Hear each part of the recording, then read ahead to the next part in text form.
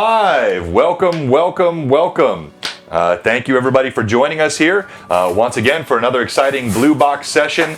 We have a fun day planned for today. Thanks for our players being on. I know we're all dealing with really interesting times with our quarantine and all that's happening with us. And of course, that's a lot of what's creating some interesting new technical opportunities for us to get better. And I think we're rising to the challenge, and it's good to see several folks that we already have on. Good to see two DMs. Thanks for joining us. We've got Shane Omak. No audio. Okay. Well, I'm not sure that's. Yeah, Shane hears them. Yeah, we have audio. Yeah, Shane hears it. We should hear us. I'm watching it. I'm seeing the XR18. It's popping up, so we should be good and live. And somebody's mic is scratching. I don't know if that's. Where's yours at there? Oh, mine. Yeah, that would be because it's in your lap. Mute it while you're Hang doing on, that. I'll mute her. Okay. All right, so that's what a DM gets for bragging about having the audio challenges fixed, right? It's going to come right back at me. But hey, we're glad to see two DMs on here. Could you turn mine down just a tad? It's good to have our friends from all of the different channels. I know Gasamba's been visiting us quite a bit. Shane O'Mac, you've been in our thoughts, and pop in the chat. Let us know how Elizabeth is doing. And then I saw Kenjia is on. Yep, Kenjia is there. Blarf. Oh, Pat66. Hey, good to see Pat66. Let me unmute everybody else. And outstanding. So let me turn down that for you guys. Are saying theirs is a bit loud. Theirs is fine because they have like audio adjustments on their mic, so if it's too loud, they can turn it down. I can do it right here. All right. So that's a bit down too far, I think. Hang on one second. I feel like my mic sounds better this week. Can Pat not hear us? No, Pat said. Oh. Yeah, he said we're doing sound check. He said he hears it clear. All right. So good. We're going to get started in just a second, but we always like to. Okay. So Shane O'Mac said you had the nurse show up to do a test yesterday at the house. Weak, but it could be, didn't help. Our new upstairs neighbors were partying until 4 a.m. What? Is that how you Canadians roll up there? 4 a.m. partying. Yeah, that's a bit much. It was for my birthday, I heard. They're partying all the way up in Canada. I wondered if you would get that reference in early in the stream. I was going to say something. Congrats on getting that reference in nice and early. But yes, it is our player, Jordan, who plays the unforgettable Ixen in this campaign. It is his birthday today. He is a ripe age of 19. Round of applause for him, and happy birthday. And we are going to go ahead and get started really quickly here. You think they're young, it may be their first apartment, needless to say, Shane said, but they're building what manager was informed. Good. And it might have been Pat66. He said he was up till 3 a.m. tinkering on his computer, so maybe he was the one making all the sound, Shane. All right, let's go ahead and get started, and let's do a bit of what happened last time, because last time it was an interesting session, a bit atypical in some ways. Yeah, all right. I don't think I had enough to drink that session. We started off in an mic on. alleyway facing Holman Mans, who had been very much injured by Ixen previously and had a bit of a grudge to I think injured is a light way to put it. He basically told the rest of the party to scram that his business was only with Ixen. And then he started trying to bribe the party to help him against Ixen, which everybody refused to do. A surprising bit of solidarity there from the party. Hold on, let me look at. And then he pulled out. Didn't he pull out too soft. Pulled out a poison dagger and Nixon, and then threw a firebomb at him and killed him. The poison was. Hold on, I have the name. The Raven's Kiss. The Raven. Yes, oh yeah, Raven's Kiss. Kiss. Which apparently no one has an immunity to. Which, he threatened him with, and then Ixen tried to say, well, I have an immunity because I'm an alchemist, and he said, no, you don't. but then to which Ixen later copped to bluffing. Yeah. Ixen threw the flask, and then we ended up fighting him, which Solomon finished him off pretty clearly and quickly. And yeah, so he had two other people that had joined him, and both of them ran away down the alley and through a kind of narrow space, to which Solomon and Irda tried to see if they could see where they had gone, and they had disappeared, but we could see some tracks leading off into the crowd in the alleyway. And then, let's see, we kind of came back to the point of trying to figure out what to do with him. A woman with a bunch of laundry came by and started demanding what we were doing. We told her to get along her way. Ixen was like, "We're killing people!" JK! Not really. And then she left, and another guy came up, but that was after Ixen had turned himself into a beast, like a large cat. Like a panther or something.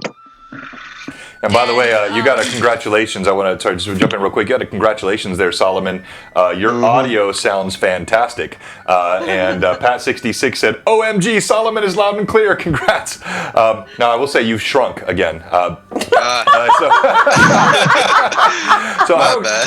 No, it's okay. It was just a quick reduced person on my part.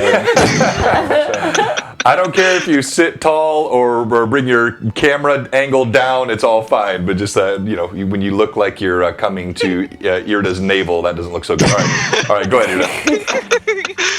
All right. Let's see. Oh yeah. So Ixen had turned himself into a cat and started mauling the body. Initially, he was planning on eating him, but decided against that and decided to make it look more like he had been attacked by an animal of some sort. And then that's when the other guy showed up and was like, "Oh my god, what's going on?" And he ran off to go get the guards.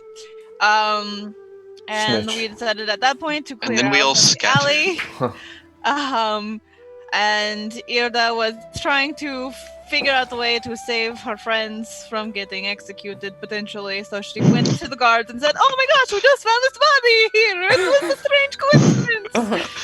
I think the better way to put it would be for us to keep us from executing them, because we're not going out to some in Irda's head, she was trying to save you guys. That's what her motivation was. And so after that, the guards were like, "Oh, well, that makes more sense. You guys are the heroes of Sandpoint. Clearly, you couldn't be up to anything bad." Yeah. They couldn't be more wrong. So then we continued on to the clock tower. And at the clock tower, we found that it was basically about to fall. It was stared at had it for some a while. lots of holes in it and scaffolding around the outside. And by the way, I think real quick again, I think we do have some of the best chatters in the business. The comments that these people put in these chats are hilarious, and I don't interrupt too much during roleplay, but in the pregame stuff, it's fun. So Kenja, I don't even know how you do what you just did there with that emoji like this. So you have to teach that to me. But Pat66, when I was talking to you, Solomon, about your height, said, "Put a book under it, make him taller." All right, go ahead, continue. Okay, so then we were trying to kind of think of how to get into the clock tower. Would we climb the outside, or would we just go through the front door? Solomon and Irda were quite strongly for the going through the front door method. Cade was for the don't go in at all. It looks really spooky. I think I needed more rum. And Ixen was of the let's climb up the side. Which clearly turned out to be the best option. And Cade climbing up the side, invisible, Solomon being gas, and him flying was the final decision there.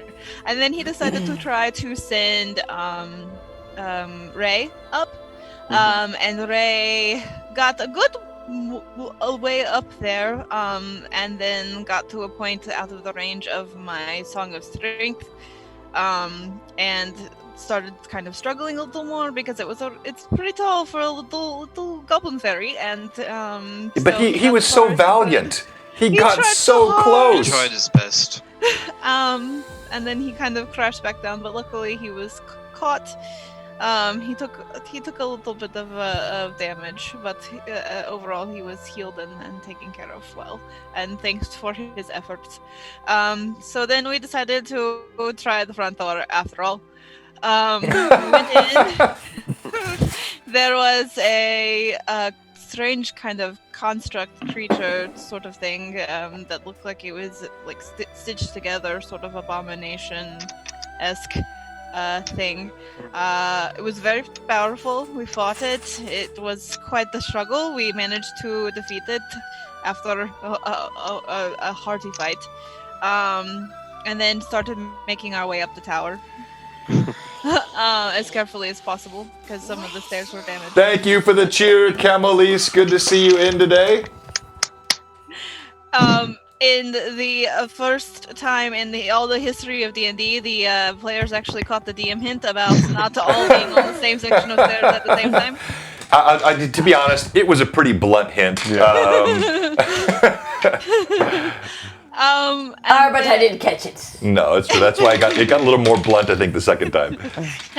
And then we were most of the way up when we heard a crack sound, and the bells crashed down through the tower. Broke some of the stairs. Yeah, broke big sections of the stairs. Sounded something like this. And then Kay bolted out of there. And we used the rope to climb back down. For the rest of us who were having issues, got out and went outside. And then started discussing kind of what to do when we heard a woman screaming from the top of the tower. And looked back inside, saw her calling for help, and a great, monstrous hand pulled her back. We were kind of concerned about our ability to get ourselves to her and to get her out safely in the state of the clock tower. Was the first question. The second discussion was to start trying to shoot the top off of the tower, to knock it down, to do anything possible to get get to the top of the tower destroyed. And then, as all of this discussion was happening, kind of right by the bell tower, people started stopping and asking what was going on. We told them to go away. It's not that interesting. And at the end of last session, the woman's arm was thrown down and caught, and we saw the removed arm.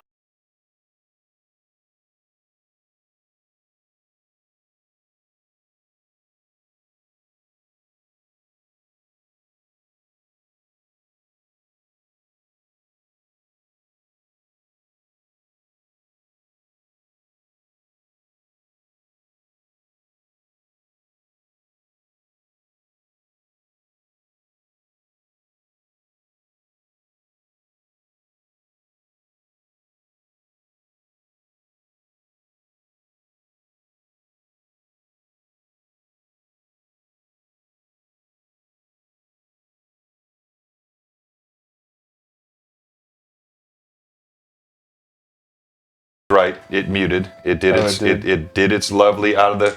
Yeah, you're right, Pat 66. Thank you so much for our viewers being on top of that. I'm going to figure out what that mysterious thing is that it does. It just magically mutes, but I prefer it does it at the beginning than in the middle of a combat. It's probably a setting, I would say, that mute after a certain period of time, because it seems to be pretty consistent in how it does it. Mm-hmm. Yeah, but it's almost always 15 minutes after we start streaming, 20 to. But what on earth would make sense on a streaming platform to say mute after a certain period of time of continuous audio?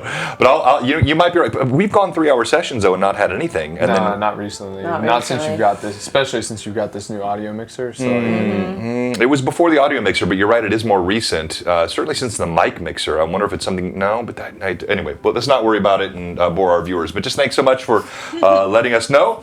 And we're going to go ahead and get started. Let me kill the ambient music. Oh, wait, I almost forgot our sponsors. Yes. Thank you. Dragon Crafting Guild, always one of our favorites. Let's toss up a couple dice trays for DCG. Awesome stuff they make. Pat66, I think you've got one of these incredible trays. And a couple of our other viewers do as well. And then we have Atris Minis. We got a cool mini coming from Atris. 2DMs, not a sponsor, but an affiliate, a great group that we work with. Brent and Rory, they're doing some really cool stuff. In fact, I'll be on a stream with them. I believe it's next Saturday, working on one of their audio streams for their podcast. And that should be a lot of fun.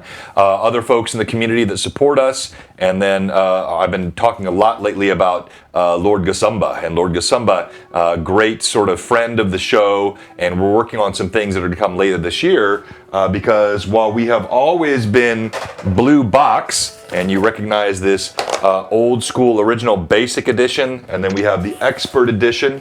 But then what you're also going to see premiering on Blue Box later this year is going to be the incredible world of Greyhawk. And this is from the original Gygax Arneson game world, which they created. And there are so many rich pieces of lore and materials and NPCs. So a lot of the things, if you know old school D&D, the spells were based on their characters. So you had Mordenkainen's Disjunction or Faithful Hound, Tensor's Floating Disc, Melf's Acid Arrow. These were all... Oh, hey, Stoves! Thank you for the sub. Good to see you, my friend. And so that's going to be a lot of fun for us as we premiere that later in the year. Okay. Huzzah!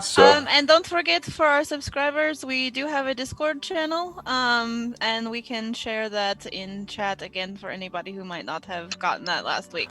Come join us in Discord. Yeah, so let's do that. Let's go ahead and, if you want to do that now, our new admin and leader on the Blue Box channel, Evelyn/Maratheliel/Irda. You can drop it now, and then we'll do it again at the break. I will do that right now then. All right, and let's get the game started. I think all you have to do is just, you can do the little channel points, and you can do send us message in sub-only mode. This is probably the easiest way to do it. I could do it. Oh yeah, you got it. Yeah, I think that's what she did last week. Yep, all done. Yep, okay. All right. Did I get an advantage from Camelise by chance? You did Gave indeed. For Ixen. What? Oh, for Ixen. Yeah, that's what it says in chat. Well, The betrayal. It is your birthday, yeah. Oh, I'll give you a pass. All right. Just this once. All right, so let's go ahead and get started. So you're standing outside, and it is getting to be a bit darker. It's getting toward dusk now. Still afternoon sunlight beginning to fade, casting long shadows through the buildings, the hustle and bustle of people passing by on the streets, clatter, a sway-backed, mangy-looking horse kind of goes by, being led by his owner, who kind of spares a glance at the brightly armored knight and this Azamar woman standing with a pirate with chest hair hanging out of his shirt, and this weird-looking guy, kind of pale, robed. So let's go ahead and do a quick... I don't have a lot of chest hair. I'll put that out there for you. Let's do a quick character introduction as we get started, and we'll start with you, Solomon. Character, class, level, race. My name is Baron Solomon Frost. I am a level 7 human cavalier, and I am the knight in shining armor. Irda? Yeah. I am Irda Lienril. I am a level 8 Azimosh Skald, and I am trying really hard to maintain being the good guy in this group. He's a moral backbone in this company. Some semblance of sanity and morality. Yeah, okay. All right, let's go to you. I am Mixindatrix. I am a level 8 alchemist, and I am very much not striving to be the good in this group, nor the bad, indifferent, just trying to... the gray area. Yeah.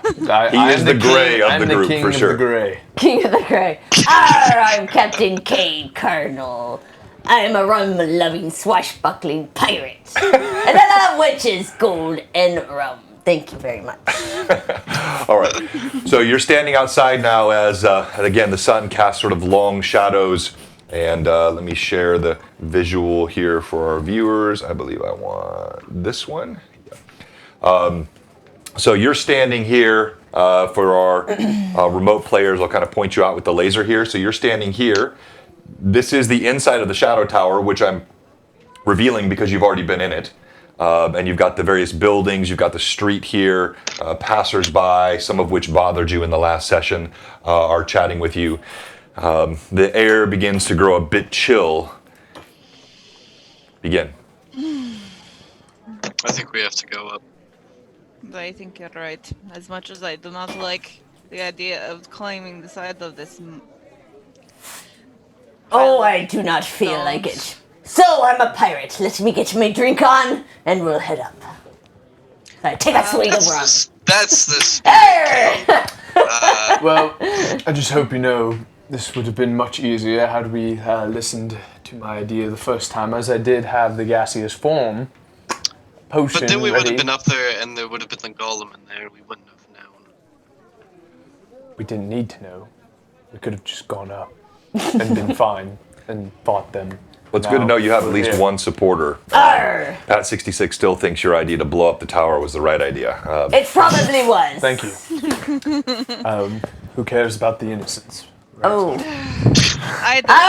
gray area. The gray about the innocent. About that one. All right. So you all begin scaling. What I'm going to do before we start is I'm actually I don't think this is a good idea, but let's take another swig of rum. Cade, so you see Cade pulls out his flask as you're talking to him, and he tips it back and starts guzzling rum while you're talking. I am raging drunk, so I get to. Do you know what I could do? Did you never climb the ropes on your ship as a pirate? Wait, with lots of rum, I did. Climbing things. With lots of rum. Hold on, I have an idea. So, DM, I have a spell called Adhesive Spittle that I've used I'm before. familiar with this spell, yes. What if I put just some adhesive spittle on their fingertips? On their hands. All right, so just thinking about this in general. Like a human that has It's gonna rip their hands tips. off. If you have, I'm imagining people super gluing their fingertips together, but no, I think. Done that before? I think most of us have, yeah. So, in general, adhesive, the challenge with it is, of course, it sticks to as well as here, so it makes it hard to pull away. But I think you have examples of this. I'm thinking of certain sports and different things that Stickum was an old thing back in the old NFL. So, if you use adhesive spittle, I will grant a +5 climb bonus to anyone that has that on their hands.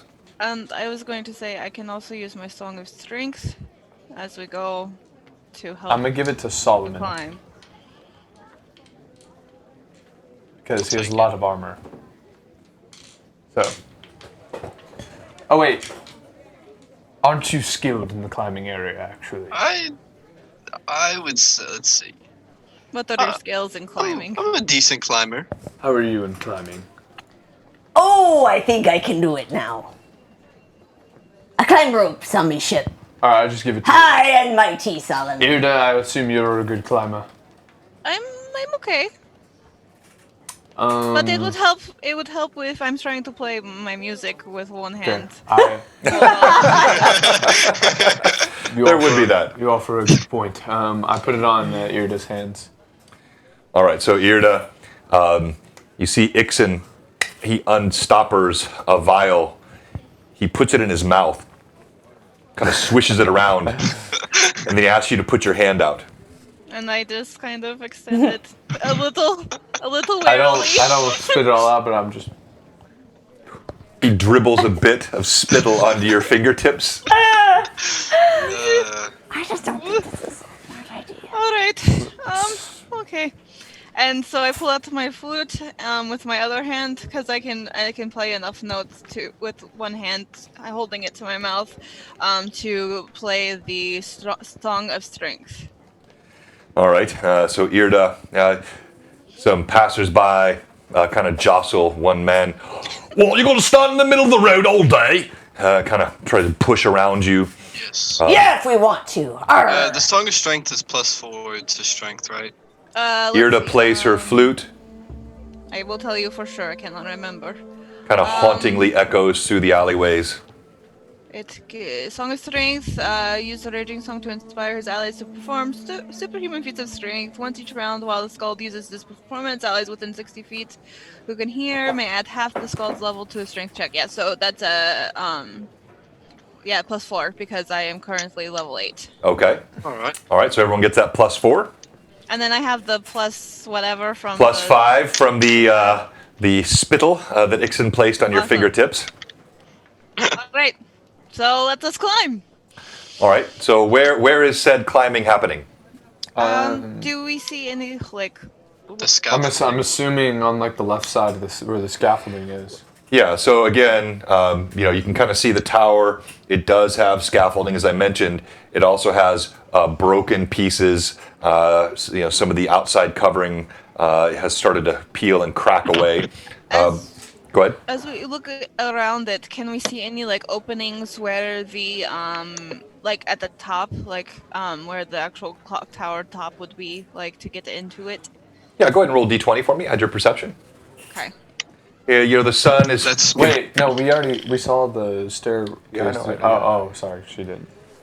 Are we sure she's not gonna pick us off? Yeah, so you see the same thing I mentioned that was seen last time by Ixen. You look up and in the dying light, now kind of growing amber in the sky, you see there is what looks like maybe at the last level of the tower, there's then an outside stairwell that climbs up into like an eyrie where that strange looking statuesque angel sits atop the tower. All right. That's I'm going to get as close as I can so that I can climb that way as directly as possible. What if she picks us off one by one as we're climbing up? We don't have... Okay, listen. What if we shoot burning things up into there? Like flying fiery arrows. What about the girl that's up there, Kate? Oh, I forgot. We're wasting time. She's probably already dead. We're wasting time. So Irda, I'm climbing. Viewers always useful. I'm assuming you had the intelligence to hold your flute by the second knuckle of your fingers, so it did not stick. Yeah. Well, and I only gave him the hand that I'm climbing with, not the hand that I'm playing. I see. So you're going to maintain your playing as you climb. Yeah, I have to. All right, then if you do that, I'm going to remove that 5 from you. So it's going to, because climbing with 2 foot and a hand, so it's going to be, I don't know how you want to handle that. Then it'll be a bit of an offset. So you'll have the +5 plus -5. You get the +4 for the flute if you continue to play. But you're benefiting everyone else. So what if Ray held the flute to your mouth on your shoulder for you? Oh. I mean, that could help, but I would have to occasionally, press the keys. It'd be very off tune. But it could be, I could trade off as I go. Yeah, you could just climb, then he holds it for you, puts it to your mouth, then you keep climbing. I'd be fine with that. That's a DM question though. well, it's not a DM question. It's a question for you to try. I will try it. DM will answer it when you're up on the wall. I will try it. I look at Ray and I say, does this sound fun to you? So he's kind of been following back and forth. You see he looks at the flute, and you've often caught him casting sidelong glances at Irda. And he kind of nods and smiles. All right, so he flutters off your shoulder. Irda, he lands on your shoulder. He looks over at you. He gives you a leering smile. Okay. Okay. All right, little buddy, can you hold my flute for me as we climb? All right. He reaches down. He holds the flute. You can see it's a little bit heavy for him, but he tries to play it off a bit. He holds it like it's not too hard. All right. We shall see how this goes. All right. So I start to climb. All right. So you then, according to what you said, kind of watching where the tower is, you move around to the backside of it. And as you move around to the backside, you're kind of off the beaten path, away from the main street. There's still another alleyway and a street on the opposite side, but people are barely able to see kind of from this direction. The sunlight casts those warm, long shadows through the alleyways as it fades. Who goes first? And Irda, there you go. You came back. You froze for a second. All right, so Irda. Oh. I need you to go ahead and roll D20 and add your climb skill. My climb skill? Okay. That's natural 20. Oh. 5 is a Go. Okay, so Irda. Going to audio roll a lot of Nat 20s adventures. Yes, exactly. Ray does not know how to play the flute, Pat 66. He's been instructed to hold the flute to her lips every so often so that she can continue to play. So Irda, as you begin to climb, the adhesive spittle that Ixen has placed on your hand, it's remarkable. It just gives you feel almost insectile in your ability to hold these tiny crevices. You see Irda, she scuttles up a full 25, 30 feet before she pauses, and Ray, sort of wobbling on her shoulder, using his wings to try to keep his balance, holds the flute to her mouth. And then I just, holding with the one hand, I start keep the song going so that everybody else can climb up too. Who's next? I'll go. All right, Solomon, go ahead and roll. Dice don't fail me now. That's a 26 total. All right, so you don't get quite as high as she does on your first time, but you clamber your way up there, and as you do so, the last light of the sun falls, but there's still a nice, sort of amber glow coming above the horizon. The moon is already hanging pretty bright in the sky, giving you plenty of light. Well, and with my Song of Strength, because it is one of my raging songs, I'm also have my my ethereal wings that kind of glow as well. So there's probably a little light being cast by my angelic wings. All right, so there's both the glow of the sun over the horizon. There is a bit of moonlight already starting to beam down, but then you also have Irda's lights that are glowing. Let's have both Cade and Ixen make your roll. You're flying, right? Yeah, I'm just waiting till they're about halfway up and then I'm going to fly. All right. Just because I don't want to waste time in the air. Ooh, 22. All right, everybody's got a good start.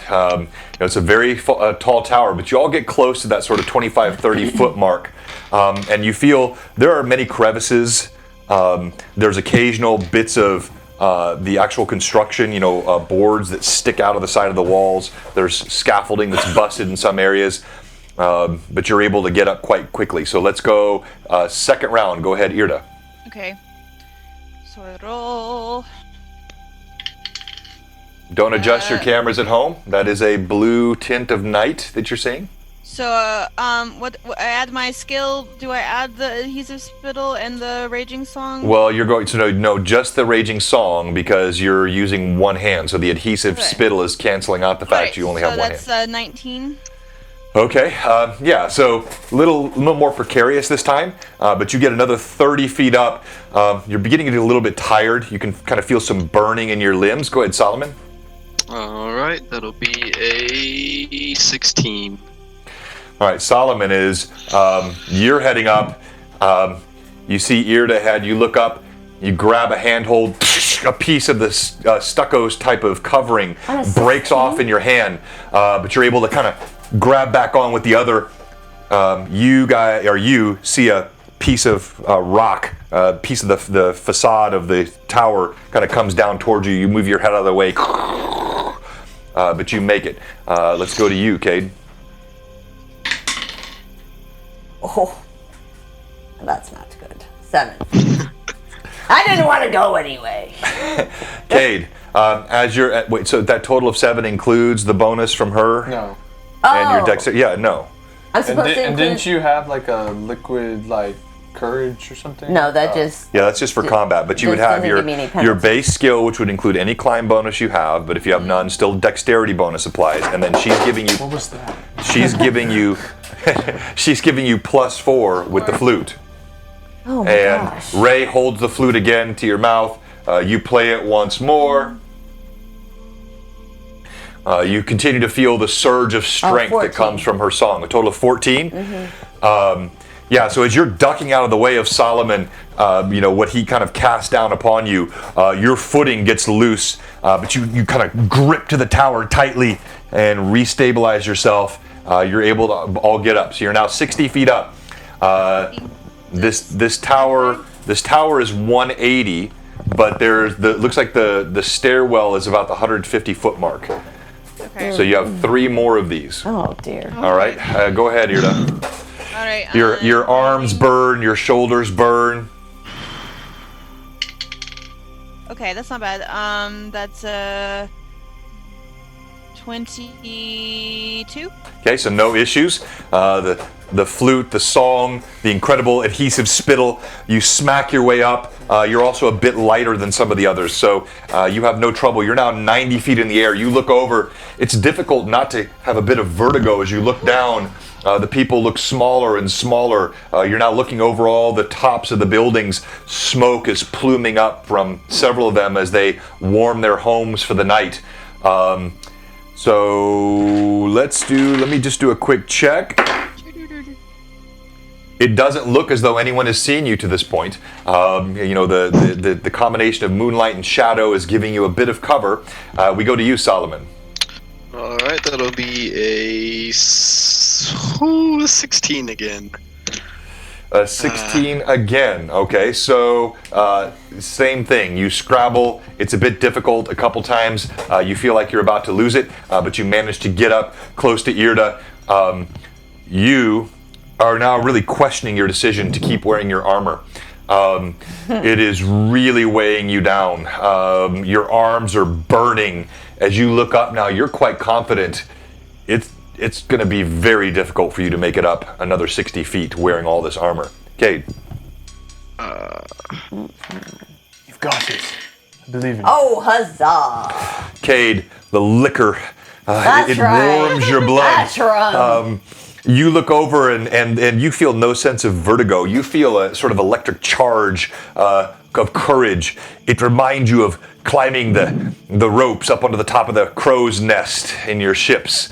Ahoy, mateys! And she goes up another 30 feet. All right, so Do I you're... see Solomon struggling? Go ahead and roll perception for me. Oh, hey, Ultra Fart Lord! Good to see you in today. If for no other reason than I get to say your screen name. UFL, thanks for joining us. 33. All right? 33? Yeah, I rolled it. Yeah, so you see all the struggles. You saw the little bits of rock that kind of fell down off the side of the tower. Okay. But then as you're looking at Solomon, you're noticing his movements are becoming more and more labored. Wearing this full armor, trying to climb the side of this tower, he's never going to make it. Okay, I say, Solomon, hold your ground, and then I'm gonna fly up to him, and there's not much I can do. He's so heavy. Oh wait, I can. I give him a mutagen. All right, so what he means to say is he flies up, Solomon, as you're gripping, beads of sweat are bursting on your forehead. Your arms begin to tremble. You hear something, you look over, and you see Ixen, giant wings extended from his back, and he's holding out, what's it look like? It's just a flask of like a blackish potion with a tint of glowing red to it. It's gonna go down smooth. What is this? It's gonna make you stronger and quite scary. I reach out and grab it. You like. Okay, I need you to roll d20. This is going to be a wisdom check. We're going to make this a DC 12 wisdom. So add your wisdom bonus. Solomon is not the wisest. Beautiful, but not wise. Let's see. No, I'm not going to take an advantage. All right, it's a 12. Hey, you start to pull your hand away, and you realize if you do this, you're going to immediately lose your grip and fall. Okay, I just tell him to open his mouth. Open your mouth. Open my mouth. Open wide, Solomon. I pour it in his throat. All right, so Ixon pours it down your gullet. Immediately, it burns like fire. It feels like your insides are being excoriated. You can't grab your mouth. You want to. You press your face against it. I need you to make a con check. Not too difficult. Let's call this DC 8 Constitution check. The wind picks up a bit in the night. 19. All right, you manage to hold on.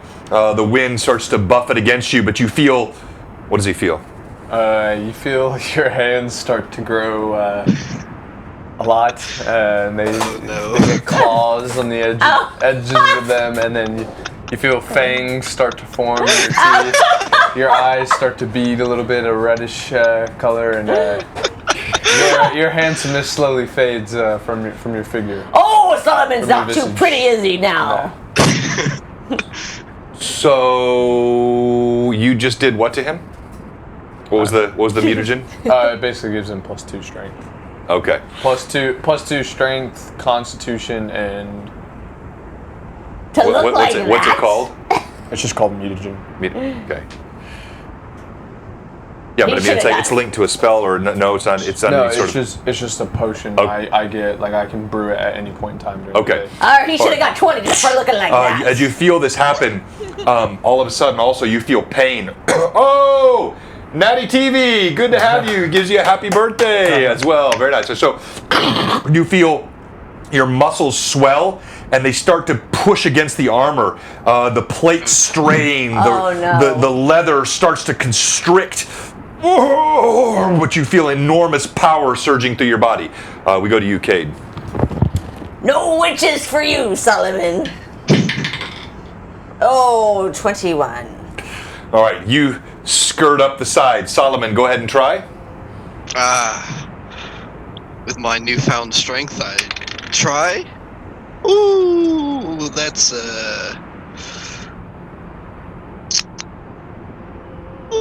that's a 12. Oh my gosh! All right, a 12. And you added and the 4 and everything? Oh wait, and the well, with the 4, it'd be a 16. Oh, okay. Well, that's very different than a 12. That's important. All right. So you continue to make your way up. By the way, I have a couple sound effects going on. I want to make sure, because I noticed on the stream yesterday when some of the sound was playing, the remote players could be difficult to hear. So Natty, Pat66, Kenja, UFL, any of you, let us know if you're still hearing them well. You scrabble your way up. You had pulled your gloves off already, your gauntlets rather, and these claws that you have now, they stick into the side of the building. You pull yourself up. All right, you're all now 90 feet up. We go, Irda, next round. All right, here goes. Oh, that's good, that's good. That's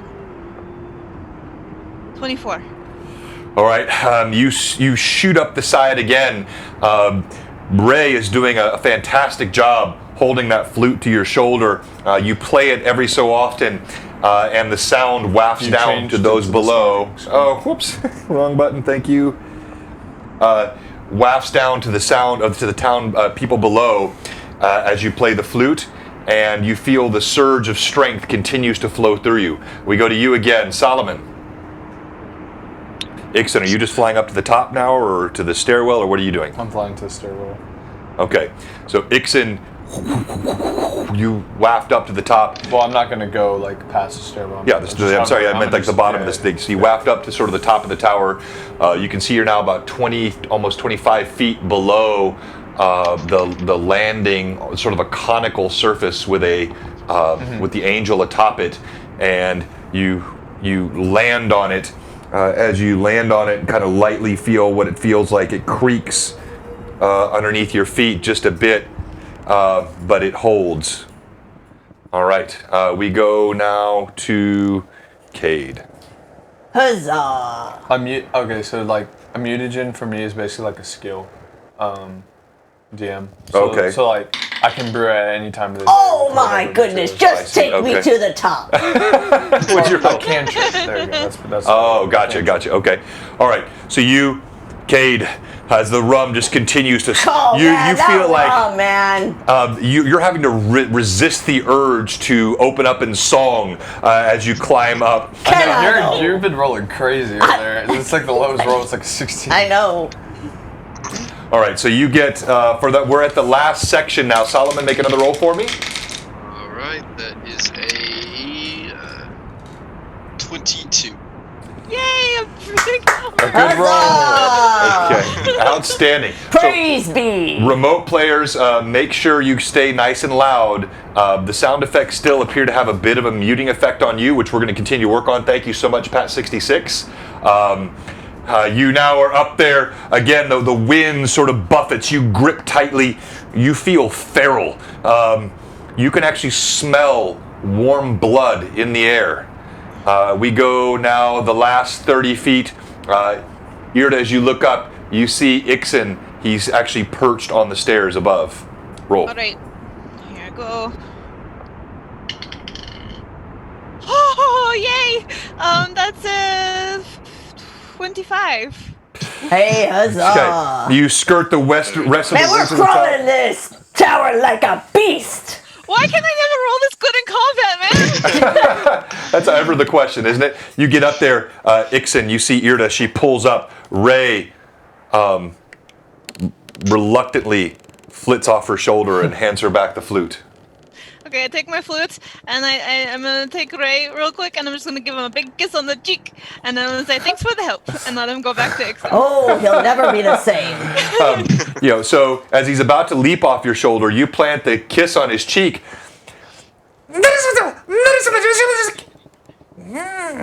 He leans over and he grabs your neck, and he plants a big nasty kiss. He hits it here, and then he's moving closer and closer with multiple kisses towards your mouth. No. Thank you. You push him off. I just kind of slightly give him a nux like to the side. All right, so we have 2 to go. Solomon, your final check, then Cade's final check. 22 again. Hey, huzzah! Huzzah! Irda, you see Solomon as he comes up. There's like a bit of the leather armor, the strapping that holds his armor, kind of snaps off. As he comes up, his eyes are red. He's got long claws, and he looks at you almost with a hunger as he comes over the top. And I didn't see him change, so I'm like, what is going on here? Ixen gave me a potion. It's more like Ixen gave me a potion. Can't talk really. Ixen gave me a potion. Alright. Solomon the Beast. All right, lastly, Cade. 24. Cade, man, that rum served you so well, sir. I tell ya. So, I don't want to say it again, but I'm going to. Yes, we know. You were right. I was. Alright. So, I feel like this has happened multiple times in our companionship, and I just feel like maybe there should be executive decisions that are made by No. Ixen, and maybe we can avoid combat as we did below. No. Ixen, everything will be done as a group. You might It's be not. good with My books, Ixen, opinions but are no. always brushed to the side, and they always end up being right. I'll blame it on me lack of courage. I didn't drink enough yesterday. So your courage influences your ideas. All right, maybe A little. we continue on rather than bickering out here on the top of this very shaky tower here. Maybe. It Let's go does. fight You this hear Hey. that groaning you can hear. It gets a little bit louder and a little bit louder. I told them, go up there. You lead, and then so it doesn't break. No, if your ideas are so great, Ixon, by all means, I didn't say I was going to lead us up here. I said I was going to come up Alright, here. but Solomon, you look so ugly and Alright, beastly. so You I'm should turning lead around. us. I look beautiful, Kate, And I'm gonna start walking up the stairs toward the top. You're a beautiful beast. I kind of just lumber behind her. All right. So you walk up to the top of the tower. As it winds around, you actually go through or past another level that was inside the tower. You can see the bells through a window. There are 3 bells that still stand. Of course, the one that was dropped when you came on it earlier. As you get to the top of this wind-swept tower, and let me put the scene here for you. And I don't have a nice conical thing, so we'll just use this and sit at the top here. Oops, get all the players, good. All right, Irda, you're up first. Who's behind her? I believe me. Okay. Following behind in beast form. Okay. And then Ixen was up there as well. All right. As you get up to the tower, you see a few things sort of take your eye at once. You see that the angel, statuesque looking angel that sits atop the conical tower, and everything up here is sort of smoky and filthy. She towers almost like a god, this angel. She stands a good sort of 18 feet in the air, creating additional space. But in her shadow, you see something that looks almost incongruous. You see there's some bales of hay, and there's a couple of barrels that look sort of aged, and there's a haggard-looking woman, and she's got, her hands are bound, and she wears a threadbare dress. She still has both hands? Her hands are bound. She wears a threadbare dress, and she's looks like she's almost unconscious, leaning against the tower. That's her. The I bad thought one. her hand got thrown down. Yes, that's the bad one. Oh, the bad one. Sinesha? Yes. I put my hand on my sword. I say we I just am kill her. prepared. Have For the my sake of the lighting for the Excellent. camera, so people can see on the stream, I'm going to pop that back up. All right, so it's still dark out, but you get to the top of the tower, and so what are you doing? We're just gonna kill her. I'm just prepared with my axe in hand. Could I do a targeted throw with me dagger? Well, she's basically asleep. Huh? She's basically asleep. It wouldn't need to be targeted. Everyone, go ahead and roll d20 for me, and add your perception. 28. Perception. 34. 21. Irda, not something necessary for me to private chat. As you're watching, something catches the periphery of your vision. You see off in the distance, maybe about 100 yards away, there is something that's floating, just occasionally flapping its wings, a large humanoid creature about 100 yards away off the tower. Off the tower. Like, does it look bat-like? Like the description we heard before? Yeah, I mean, from this distance, I think that would be a good description. Yeah, you see, Alright. it's got 2 massive wings. It's difficult to tell in the moonlight, but based on the size and shape, you would guess it's roughly human-sized, maybe a bit larger. And as you watch it, it's slowly kind of circling the tower. Okay, I'm going to point this out to the rest of the party. I say, look, there's something flying around the tower. Okay. Large. So is that not Sinesha, and is that Sinesha? Possibly. I can't really completely tell what Alright, that is, so but should I'm we Can kill an old guessing lady? likely. I try to identify who the person flying is? Like, what would, Yeah, so you... is it a woman? Is it a man? Is it? All right, so go ahead, roll d20, make perception check for me first. 29. Yeah, it looks like a feminine but demonic form. As you're walking, the woman. I need more rum. The woman. Classic Cade. The woman that sits at the base of the tower. Let me give you just kind of a sense of. She, a little bit more tattered than this, but she looks up. Sense motive. And, okay, hang on. And she says, who are you? Where is she? Sense motive. I think she's real. All right, That would be the DM's goal. I mean, she looks terrified. She's here. I know she is. I know she is. Okay. Who? I think we need to be worried about the winged creature out there. Irda, you see the creature. Come on, we gotta be aware. It pivots and it starts to fly toward the tower. I throw a dagger. Target to throw. Am I? It's you 60 you would feet? know. It's a good no. It's still, so I said 100 yards out before. Oh. It's still a bit out of dagger range, Dang it. but it's getting closer. You see it getting larger. I drink a potion of iron skin. I need a potion of bravery. Yes, you do, Cade. I'm just asking the woman who she is, who's here that she keeps saying she's here. I'm Asana. I was captured. You're lying. My sister, she was ripped, shred, arm from. What? No, the demon. She's here. She's coming. I undo her arms. I cut her arms. No. Yes. No, I don't let her. No, I do. I don't let her. I do. I push her out the building. I I push him. No.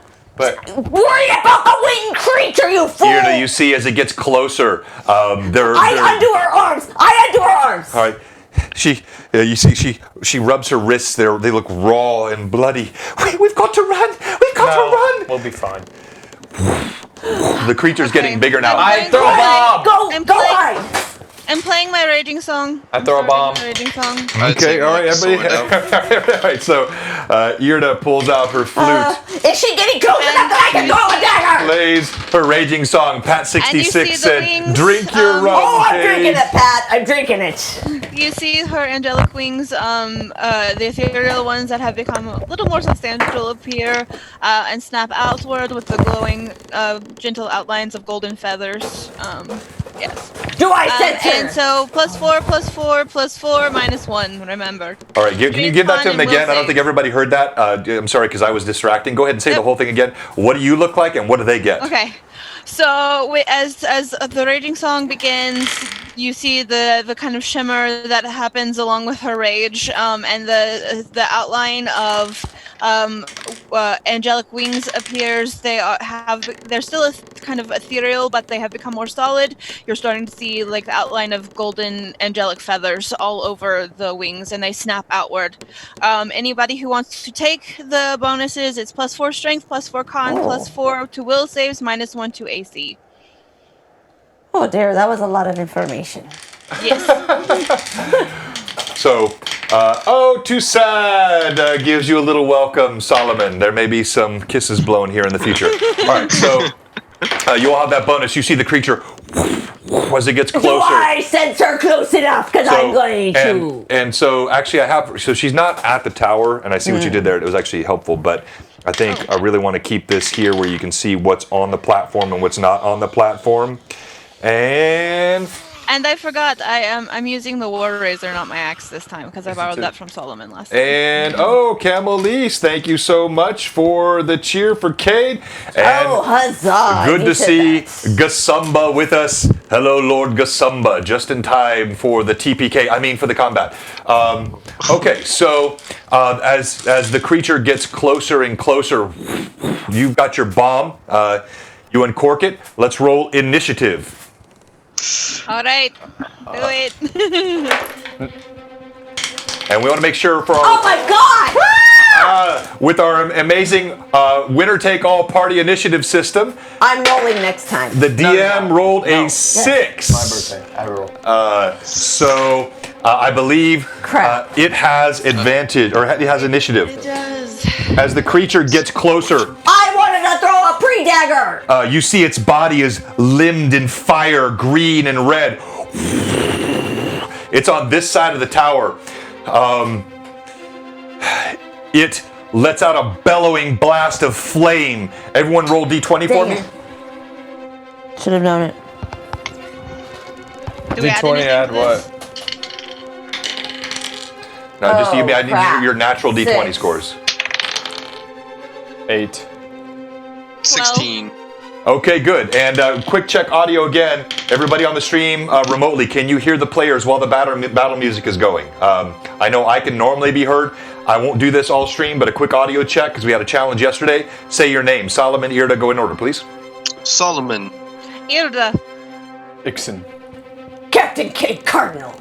Okay, good. Everybody can hear everybody. All right, excellent. So, as the blast of fire goes over the top of you, you all duck down. You notice it doesn't seem to have any heat. Cade. Hi, Captain. Oh. You feel a tug. You look over, and you see Oh no. the woman that you freed now wears a mask. Oh crap! Why doesn't Looks like this. Why does no one listen to me?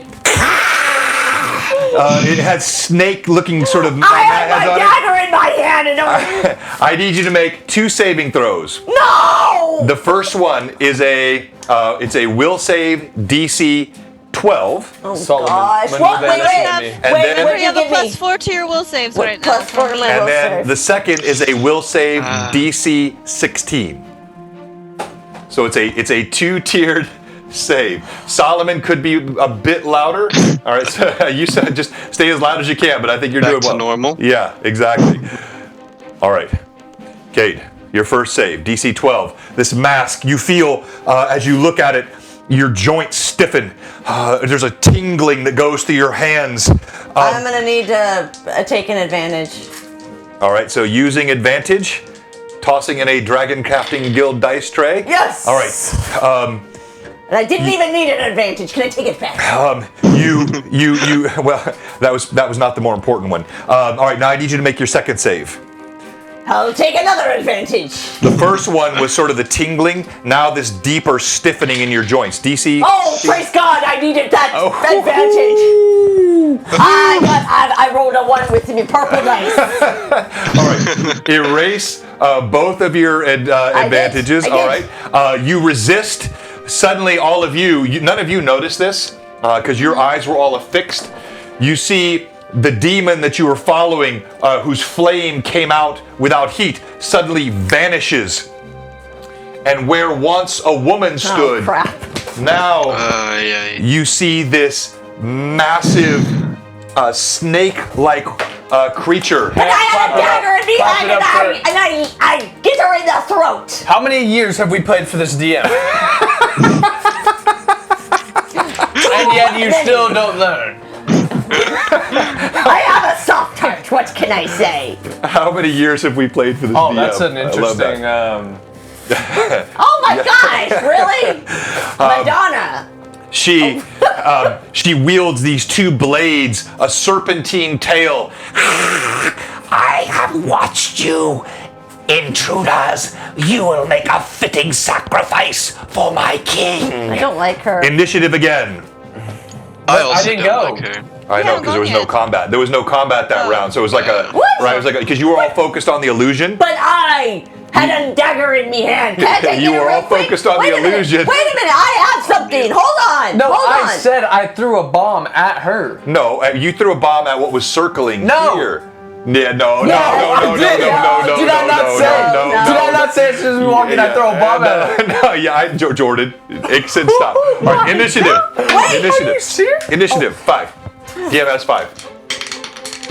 6, thank you very much. Oh, okay, you have it. Let me bring up the battle cam so the players can see what they're facing. Okay, I'm gonna go rapid shot so I can get 2 bombs 1 round. And I'm going to do both. No, I'm gonna do the second one at advantage. All right. I should have done the first one at advantage. As you throw the first bomb, she flicks a sword, knocks the vial away, scatters harmlessly off the top of the tower. The wind continues to buffet. Okay, and then...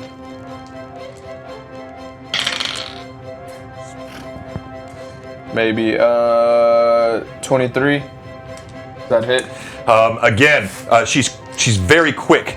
She's got a long spear in one hand and a blade in the other. She takes the spear, she knocks your flask out of the way, it explodes harmlessly into the air. We go to Solomon.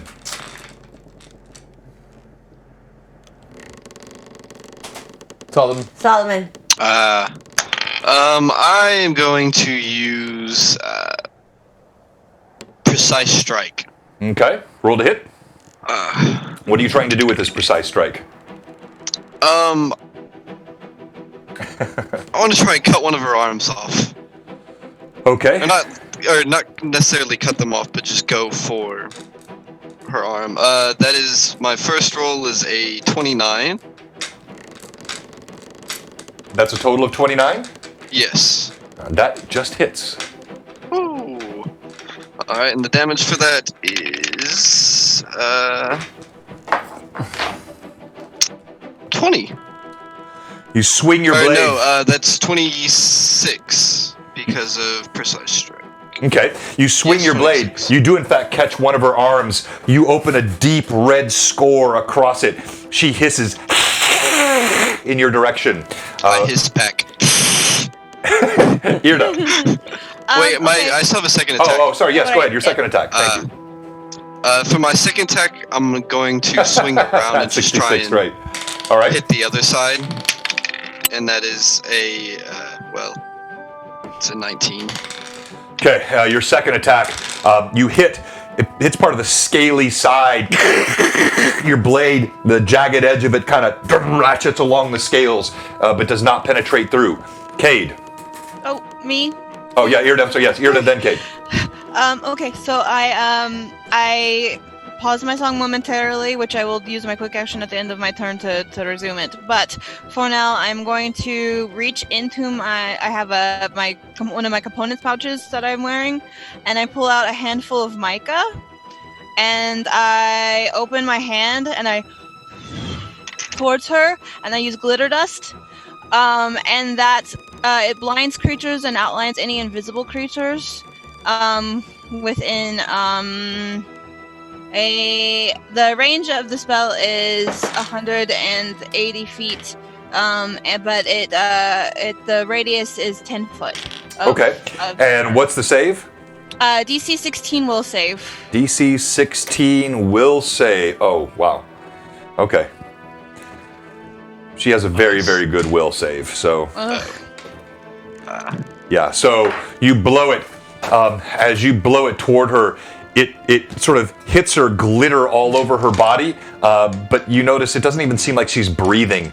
It has no effect on her, and you see blind her. You see a serpentine second eye that kind of covers her first eye, so it doesn't blind her, but the base effect is still. But it does mean she takes a minus 40 penalty on stealth checks while she is affected by it. All right, minus 40 and it stealth. lasts for 8 rounds. 8 rounds, excellent. She is not hiding. Got it. All right, very good. Cade. Huzzah. And she does sparkle past 66. Sparkle. The moonlight.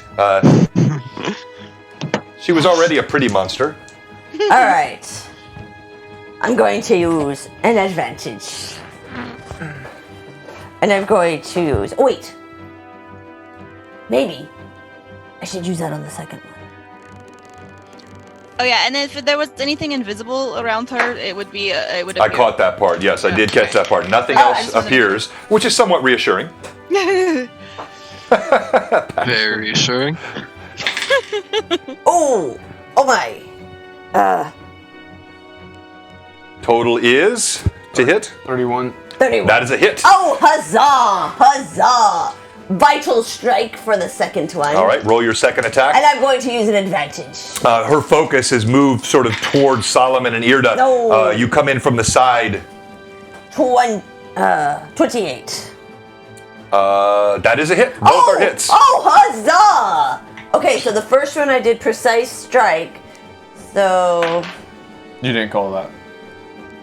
You didn't. I didn't? You called vital on the second one, but not precise on the first. I didn't? Nope. Okay, roll damage. You can't do both in the same round. Oh, I can't? Oh, okay. Wait, did you call Vital Strike? Yes, she did on the second one. She did. I heard that. Okay, roll damage. No, D8. Oh, yeah. 5, and then roll that 2 more times. So 11 Oh, you poop! 12. plus 10 is 22. All right, so as she's focused... 24. As she's focused on Solomon and Irda, Cade, you dart in. Your blade, quickly, you slash 2 times. You see, you score open her side. Blood, red blood, a rib shows. She hisses and kind of darts a glance at you. That's what you get, you lying wench! She spins her blade in a flurry, focusing on Solomon. Solomon, remind me of your armor class, please, sir. It is currently 18. 18. Oh, my friend. All right. She takes this spear that she has. It's got a faint glow to it. The edge is jagged. The point so sharp. It looks like it could just slice through metal easily. And she hits you the first time. You feel it just parts your armor. You're part of where one of those straps had already popped off on your ascent up the tower. She strikes right through it. It bites through steel, and it goes into your flesh. She brings the blade back around a second time. She hits again. This time it sticks you right in the shoulder. She pulls it out. She comes around again. A third attack. And this one, barely scrapes along your armor. So close. You feel your armor about to buckle underneath it, but it doesn't. It holds. The damage that you take is... On the first one, you take 16 points of damage. On the second blow, you take 18 points of damage. And you see then she leaps into the air. And she's now flying. Oh. Does she have wings? That's not good. What's that? Does she have wings, or is she just flying? No, she just flies, no wings. Make it a little more challenging for my battle cam, but I think I can still get that in. And we go initiative. The DM has a 4. And the DM has initiative. When she flies up, does that provoke an attack of opportunity at all? That's a good call. Good one. I'm going to say it does. Yes, I think that's a fair thing. And we all see it, don't we? Yeah, I'm going to say those that are closest to her, which I'll say the 2 that got strikes in on her for damage, which were Cade and Solomon. So both of you get attacks of opportunity. Huzzah! Oh, and I have combat reflexes, so it gives me additional attacks of opportunity. I also have that. Unfortunately, I'm not close enough. Equal to my dex bonus, so... Okay. I get 2 additional ones, I believe? No, you get 1 additional, right? So you get 2 attacks of opportunity. Roll to hit.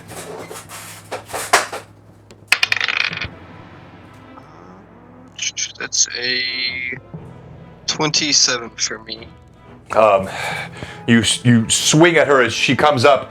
You almost catch her in the side. She takes that second blade she has. She knocks it away. Your second attack.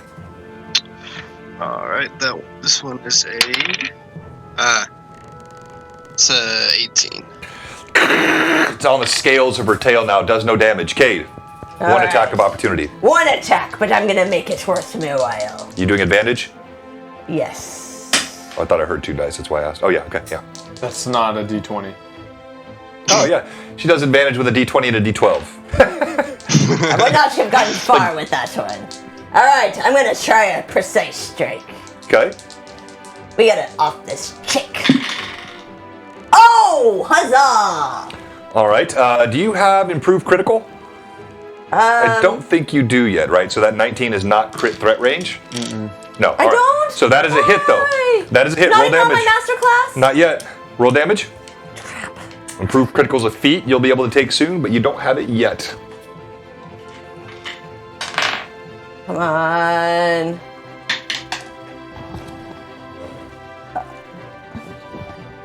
What's Do the I have to damage? take it? Yeah. Yeah. What's the damage? Do I have to take it? What was it? Well, I get 8.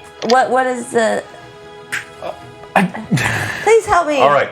So you, as she floats up into the air, now she has first attack. You see, she thrusts out her fist. A ray of flame comes out, and it blossoms and explodes around you. Boom! In a massive ball of fire. I need everyone to make a reflex save. DC 15. Reflex. 15. Of course, I didn't make it. I don't like this die 16. anymore. Okay. All right, so 2 made it. I need you to make that reflex save. 13. Oh my gosh. That was a total of 13, Solomon? Okay. Yes, total of 13. And I had 14 on my last one. So what'd you roll? A 2? A 2. Okay. Oh, yeah, okay, damage. All right, 14 damage on that last attack. All right, so boom, as the ball of fire blossoms, only Irda manages to duck out of the way, kind of a bit behind the statue. Everyone that missed the save takes 38 points of damage. The 2 that made the save, or the one that made the save, you take 19 points of damage as it's engulfed by flame. She's now hovering about 15 feet above the ground. She's out of melee range. What are you doing, Irda? You said, hold on, you said she's hovering 15 feet? About 15 feet above the top of this tower. Her form is outlined by the moon against the dark light of night. This wicked-looking creature floats above the ground. You can still see a glow, a malevolence in her eyes. Alright, so I guess who's closest to me? It looks like to you, and Solomon. yeah, you're pretty central. You can get any of them. Okay, so I'm guessing that knowing everybody's like armoring and things, I would assume Ixen probably was the most hurt by that fire spell. So I'm going to reach out and I'm going to cast a heal on Ixen. I'm gonna do a cure moderate wounds. Okay. So 2d8. Irda reaches deep with her healing power. 19. Thank you. You see a warm yellow light suffuses the top of the tower. Apparently much needed healing from all the relieved sighs I'm hearing among the party. All right, and so then we go next to Solomon. You said she's 15 feet in the air? Yes. Can I take, Can I take the scythe that I got from the golem and I guess just try and throw it at her? You can try whatever you would like. Oh, Alame! We haven't seen you in a while, my friend. Good to see you. And ever the helpful viewer, he suggests throwing a shoe. And by the way, congrats to Camelise on her 29,000 channel points. Well done. By the way, is the chat real quick? Is the chat bot working? It should be. Has anybody tried? So it's not. It said it's not. Are you sure? I mean, I don't understand how that's possible. It sees we're live. Everything should be working. That's so weird. All right, we'll have to try that again afterwards. I mean, it's... All right, so you're throwing that scythe. Is that what you're doing? Yep. I'm throwing the scythe.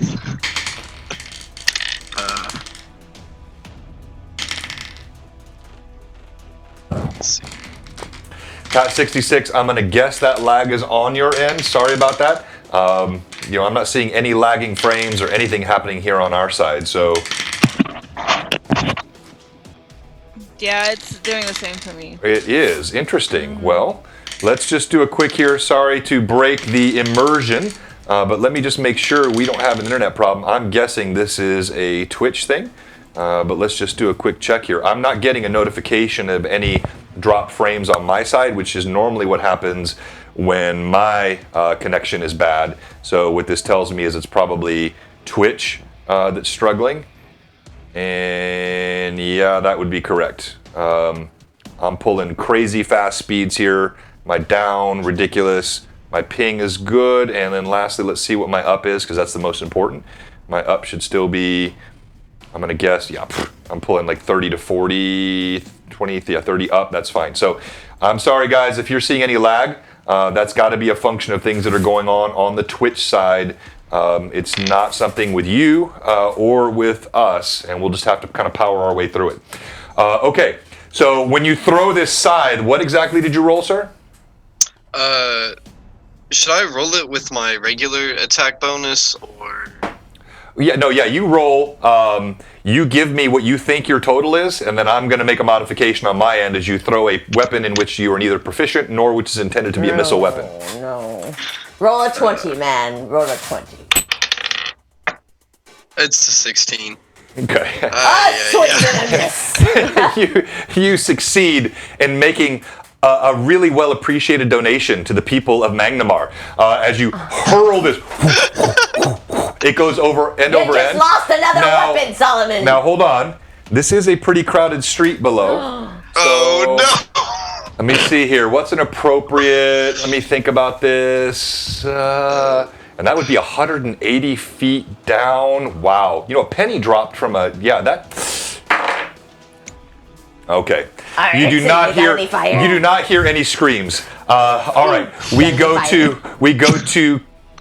Irda. No, Ixen. I'm gonna throw a dispelling bomb at him. Okay. And I'm gonna roll this at advantage, or at her. Okay. That would be a 31. So okay. It dispels any magical effects on her. All right. Is there a save on that? No, it's like a basic dispel magic. So right, like a dispel magic. Yeah. Just... All right. So you hit her with your bomb.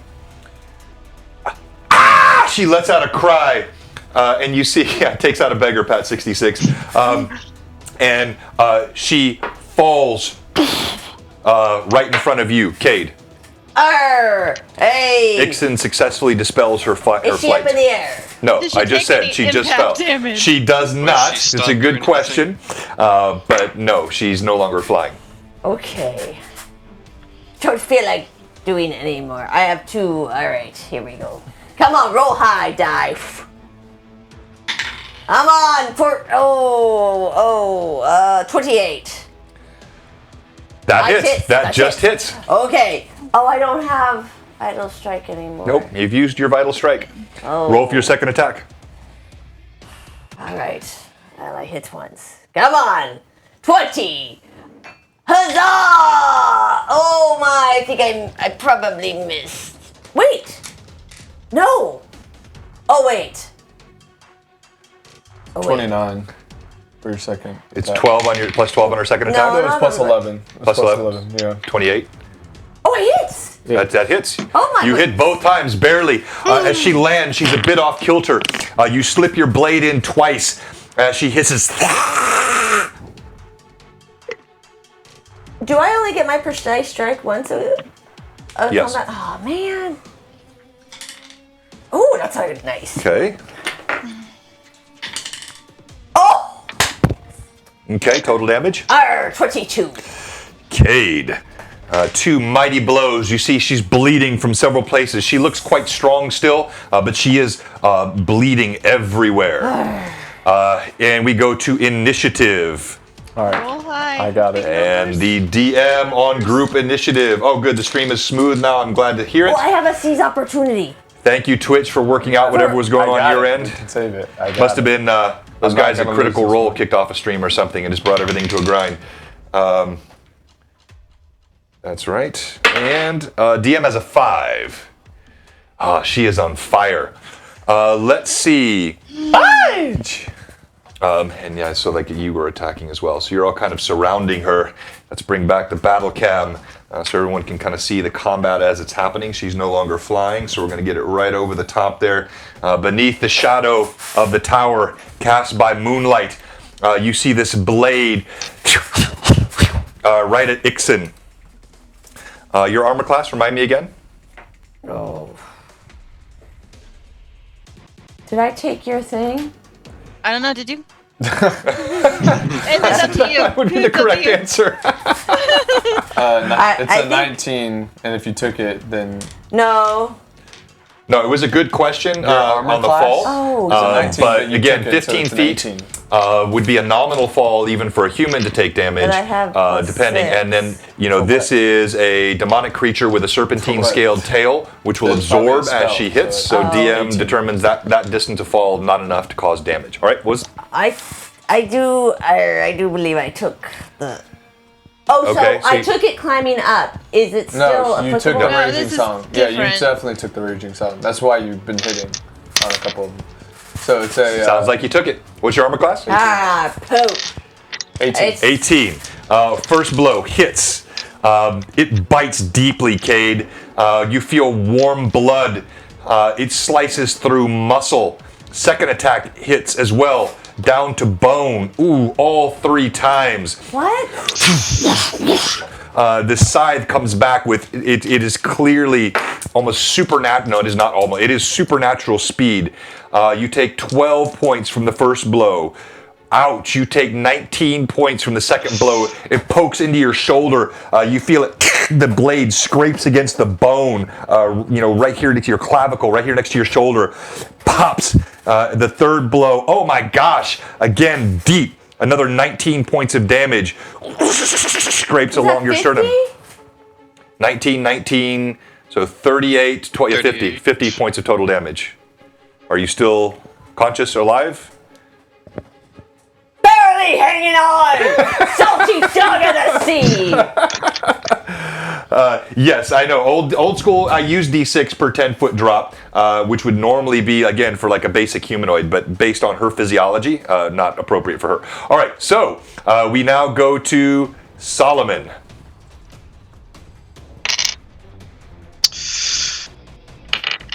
All right, so I'm going to say to her, I'm going to use my challenge, which is +1 circumstance bonus on melee rolls, and then +1 for every 4 levels, so +2. And I'm going to say, Zanisha, your reign over this tower is over, and chop down at her. Okay. A big ol' overswing. I accept your overhead. challenge. Roll that damage. Or roll to hit, rather. Sorry. That's a 30. Aha. That is a hit.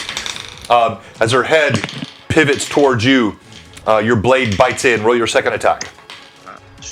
Can I use Vital Strike on my second attack? You haven't used that yet in this combat, right? Mm-mm. Yeah, then you can. I'm going to do that, and that is a 29. That is also a hit. Huzzah! Alright, so the damage from the first attack is 14, Okay. and from the second attack it is 38. Wow. Nice! All right. Huzzah. 38. Your first attack opens up another score along her side. Your second, you plunge your blade, goes right through a rib. You feel it kind of penetrates into the squishy wait, parts. no, it's more than that. It's 40 and 16 points of damage because of the challenge. Ah, okay. Oh, Forgot about that. nice! You feel it kind of penetrates through into the squishy innards. This time when she screams, blood spurts out of her mouth. We go to Irda. Get her, Irda! I Kill this saw witch! the massive attack that happened against Cade, and I immediately turned to him, and I lay both of my hands upon the sides of his face, and I cast Cure Serious Wounds. Healing power for Cade. Again, Irda. Hey, G-Dub, good to see you.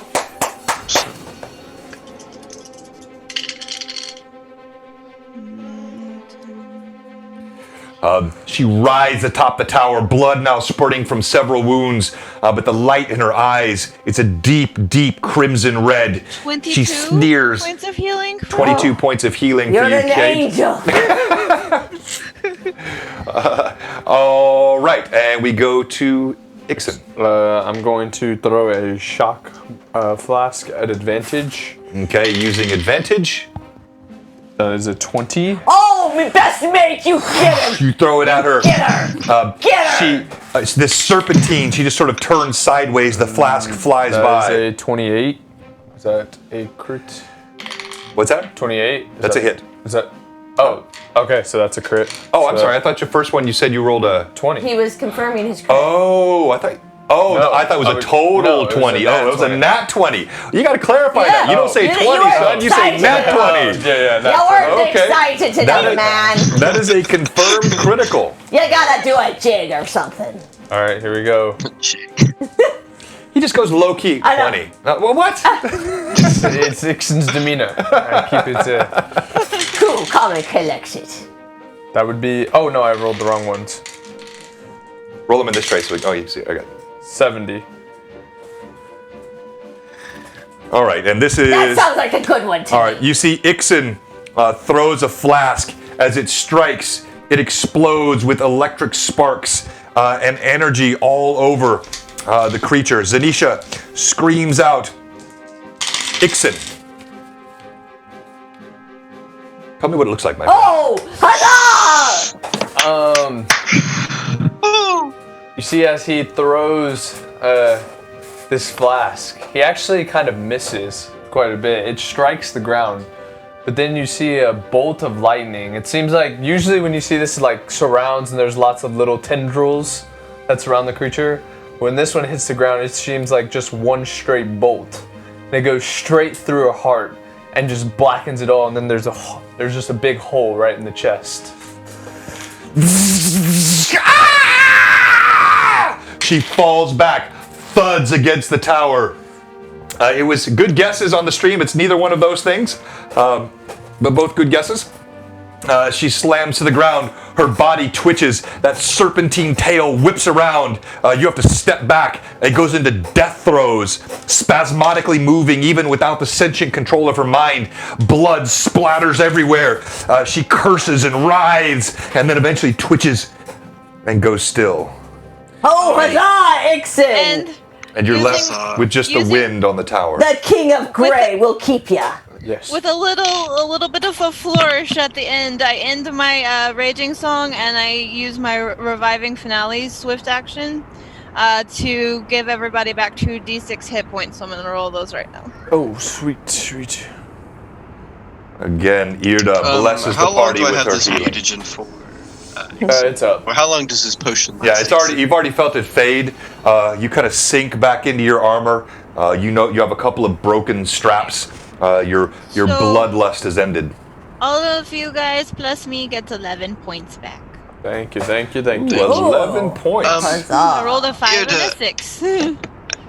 In Solomon, I start coughing and you can see blood coming in. And I, now that I can do something that I'm not playing a flute, I I'm give- gonna run over to him and give him a cure moderate. I give Cade 2 cure light wounds. I might need a little more than that. Okay. As you continue to administer potions, you do see the body just kind of continues to sort of That's 20 points for you. twitch and It's rise. 16. Oh, okay. I go over to it and I start stabbing its head. You see suddenly Ixen, something possesses him. He runs over. He starts stabbing the And creature then I look. over and And over I again. check her body to see if there's anything. I chop off her tail because she made me upset. All right, so. Was that a good pickup on the DM hit? Yeah, well, actually, I was going to kind of laugh. So it's funny sometimes as a DM to throw hints that aren't really hints and just see how the players react. So no, she was not going to come back to life. I was just role playing her death throws, but it was really fun to kind of see the reaction. And you did pick up. Like, I've got to give Ixen credit. We're going to go on break now, but I've got to give Ixen credit. He was quite skeptical of this from the beginning. And I probably going to did get an say innocent. I throw a bomb. at the woman. It's probably going to get an. Yeah, I know. I know what you said, but I know what you meant. All right, so we're going to take a break here. But before we do, we're going to do a couple things. If you're a sub on Blue Box, let me kill the wind so you can hear me a little better. If you're a sub on Blue Box, we want to make sure you have an invite to our Discord channel. And our Discord channel is just getting off on track right now. Really been influenced. Some great folks. Love the team at Fabled 42. Good friends of the channel. G-Dub, he's a central member of that channel. Gasumba, who I'd mentioned, part of several Discord channels. Really cool stuff. And so we're growing ours. And we'd love to have you be part of it if you're a sub. Right now, it's a sub-only channel. So our own Irda is going to drop that in the sub channel. So you'll have a Discord link. Pop in there. We don't just post, of course, you got a tavern-style open game world chat, general chat, but we also post notes on each of the sessions. So if you ever miss a session, you can go in there and check out notes. We also have exclusive content for Riven Realm. Riven Realm is going to be launching later this year. It's a homebrew world, which now is going to be part of the cosmos of the Greyhawk worlds as well, because I'm going to integrate all that with this incredible Greyhawk community that we're excited to be growing part of. And so you get updates there on new PC races. I posted several new player character races custom for Riven Realm in that Discord chat this week. You'll get exclusive updates on content and things like that, so it's a good thing to be part of. Join that. Also, because the viewers have been so participative today, I'm sorry, Irda, your hand is raised? Sorry, I was trying to get my camera to refocus. Oh, okay. And it gone fuzzy. That was so participative. We really appreciate it. We're going to do a giveaway when we come back off the break. We're going to give away a Blue Box t-shirt. I think, Irda, you have a Blue Box 3/4 shirt on right now. We have a couple varieties of this. We've got the cool Blue Box hoodie here as well.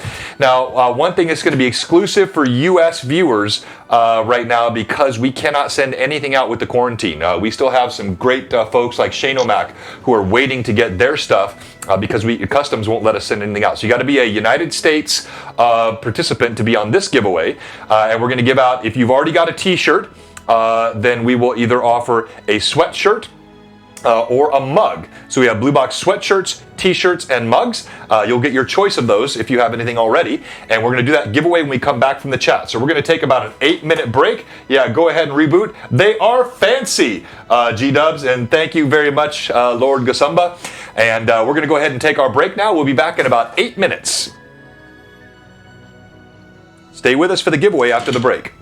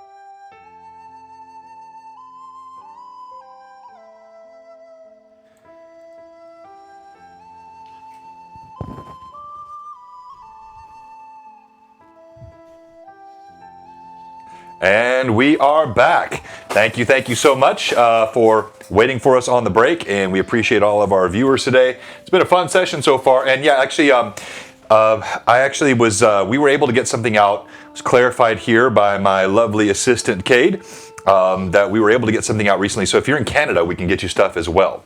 So US and or Canada. So we're going to do our giveaway here. And our giveaway again is you can get a Blue Box t-shirt, a Blue Box mug, or a Blue Box sweatshirt. You have a choice. The mug is this super cool guy here, full color, image stuff. Then t-shirts, several of us have them. I'm not wearing one today. Today I'm reminding you that when the Dungeon Master smiles, it's already too late. And then, of course, our sweatshirts over here as well. Now, we do our giveaways a little bit differently here. Oh, hey, Albaron RPG, good to see you here today. I haven't seen you in a while, my friend. Huzzah. And congrats on all the cool stuff going on with your channel. And we're about to do our giveaway on the break. And so for the giveaway, yep. So I think Too Sad won, but did we ever get their information? Because I never sent that mug out. I don't know. If we didn't, we will. Because I checked Instagram and I never saw an address, so they need to PM. Hey, Alulumin, if I figure that out, I'll let you know myself. And he did DM on Insta, but thank you, I think. And we'll make sure we get that out to you. All right, now here's how we do our giveaways. We like everything old school. This is old school roleplay. So how do you do a giveaway? You do it with a D20. And so what you're going to do right now is you're going to type giveaway in the chat. We'd like everybody that's watching, go ahead and type giveaway in the chat. And then everyone that's entered, we're going to let you pick one of us, the players or the DM. We're going to roll a D20 for you. And whoever gets the highest roll, that person is the winner. So type giveaway and pick your... Oh, hey, good to see you, D&D player 888. You make us smile too. So go ahead and type giveaway, and when you type it, go ahead and say, do you want Solomon? Do you want Irda? Do you want Ixen? Do you want Cade? Or do you want the DM to roll your D20 for you? And I just checked our Instagram, and we do have Too Sad's address. Okay. In there. All right, excellent. So we'll get that out this week. All right, so we have Alumin, we have Too Sad, all in the giveaway. Gotcha, Pat. We've got Pat66. Cade's gonna roll for him. So Alumin, you gotta know. So who's gonna roll for you? Too Sad. I think I know who's gonna roll. Oh, no. So you let us know who's gonna roll for you. I have a hunch. Too Sad. Now, who did roll the D20 to kill the creature? Yeah, that's true. All right, Bio D&D. The DM has got you, my friend. And then D&D player 888, you've got Irda. Gotcha. All right, so you can... And subscribers get advantage, right? On Yes, the roll all subs. If you're a subscriber, you get advantage. So that means we roll 2d20s for you. Ultra Fart Lord also wants Irda. The birthday boy. Gotcha. G-Dubs chooses... I need you guys to write down who you've got. G-Dubs has Ixen. I have Pat. And let's see here. All right. And then... Yeah, why the sad face, Kenji? All right, so Ixen cute, but Solomon is my boy. Look at the termination. Okay, all right, so... Oh, 2 DMs chose me too. Oh, 2 DMs with Solomon. All right, so I think we've got... now, look, if you haven't, and it's a good time for us. First of all, if you're watching the show, and you're not a follower, and you're not a subscriber, but you want to support old school roleplay, you like what we're doing here, and you haven't subbed or followed yet, we have one question for you on this show. What are you doing? Give us a follow or a sub. If you sub right now, you will get double on the giveaway. You'll get that advantage roll on the giveaway. Kenji has bad luck. Yeah, exactly. Thank you, G-Dubs. Birthday. All right, so we're going to go ahead and start the rolls. Does everybody have your viewers you're rolling for? I just have one. I've got Bio D&D. Yes. Okay. All right, so we're going to go in sort of player order. Solomon, tell us who you're rolling for and make the roll. We'll record the numbers. All right, for Alulum, he got a 10 and a nat 20. Oh, no way. Are you serious? Let me try and make this work. Alulam with a nat 20 to the credit on the first roll. All right, let's go to. You have any others as well, right? Go ahead. I have 2 more. Okay. For 2 sad. Solomon, don't lie. 17 and a 6. Oh, that's pretty close. Sorry, too sad. It's too bad. And then Too bad for Too bad. So sad. sad. for 2 DMs, a nat 1 and a 13. Oh, All right. Not you quite. All right. fumbled 2 DMs. All right, let's go Irda. All right, D&D player 888 first. That's a 2 and a 6. Sorry. And Ultra Fart Lord. 11 and a 1. Oh, so close, so close. All right, Ixen, yours. For G-dubs. 15. This is a good G-dub, roll. that's a solid roll. 15's a solid roll. It's really anticlimactic, Solomon, Yeah, for you to throw that 20 on the first roll. Right? But I've got. You don't know how this is supposed to work, my Is friend. Pat a subscriber? Yeah, Pat is a subscriber, Okay, absolutely. I got Yep. 2 for ya. Come All on. right, so Pat at advantage. Oh, come on. I feel it in my bones. Oh, sorry. My bones are weak today. Neither roll was good, and one of them was a 1. All right, so I've got Bio D&D, and Bio D&D, I should know this. Is that a sub? You can see it by their name if they have the potion. Okay, up. Sorry, I should have pulled out the 20. No, not a sub. Yeah, not that's yet. 1 die. I'll give, and no pressure. Like I'm not trying to pressure, but if you're going to sub, do it now. Don't sweat it if you're not. I'm not trying to do that to you at all. I just don't want you to sub later, and then I didn't do this. So here we go. I'm gonna roll, and let me get that D20, and I'm gonna roll a nat 20. No, he did not. 11. Not a bad roll, but not quite enough. A hand to Solomon with the winning roll for Alumina, right? And absolutely. Well done. So then just drop in the chat what you would like. Your option, mug, t-shirt, or hoodie. And we're going to get back to the action as you do that. Second time giveaway winner. That is a second time giveaway winner. Well done, sir. And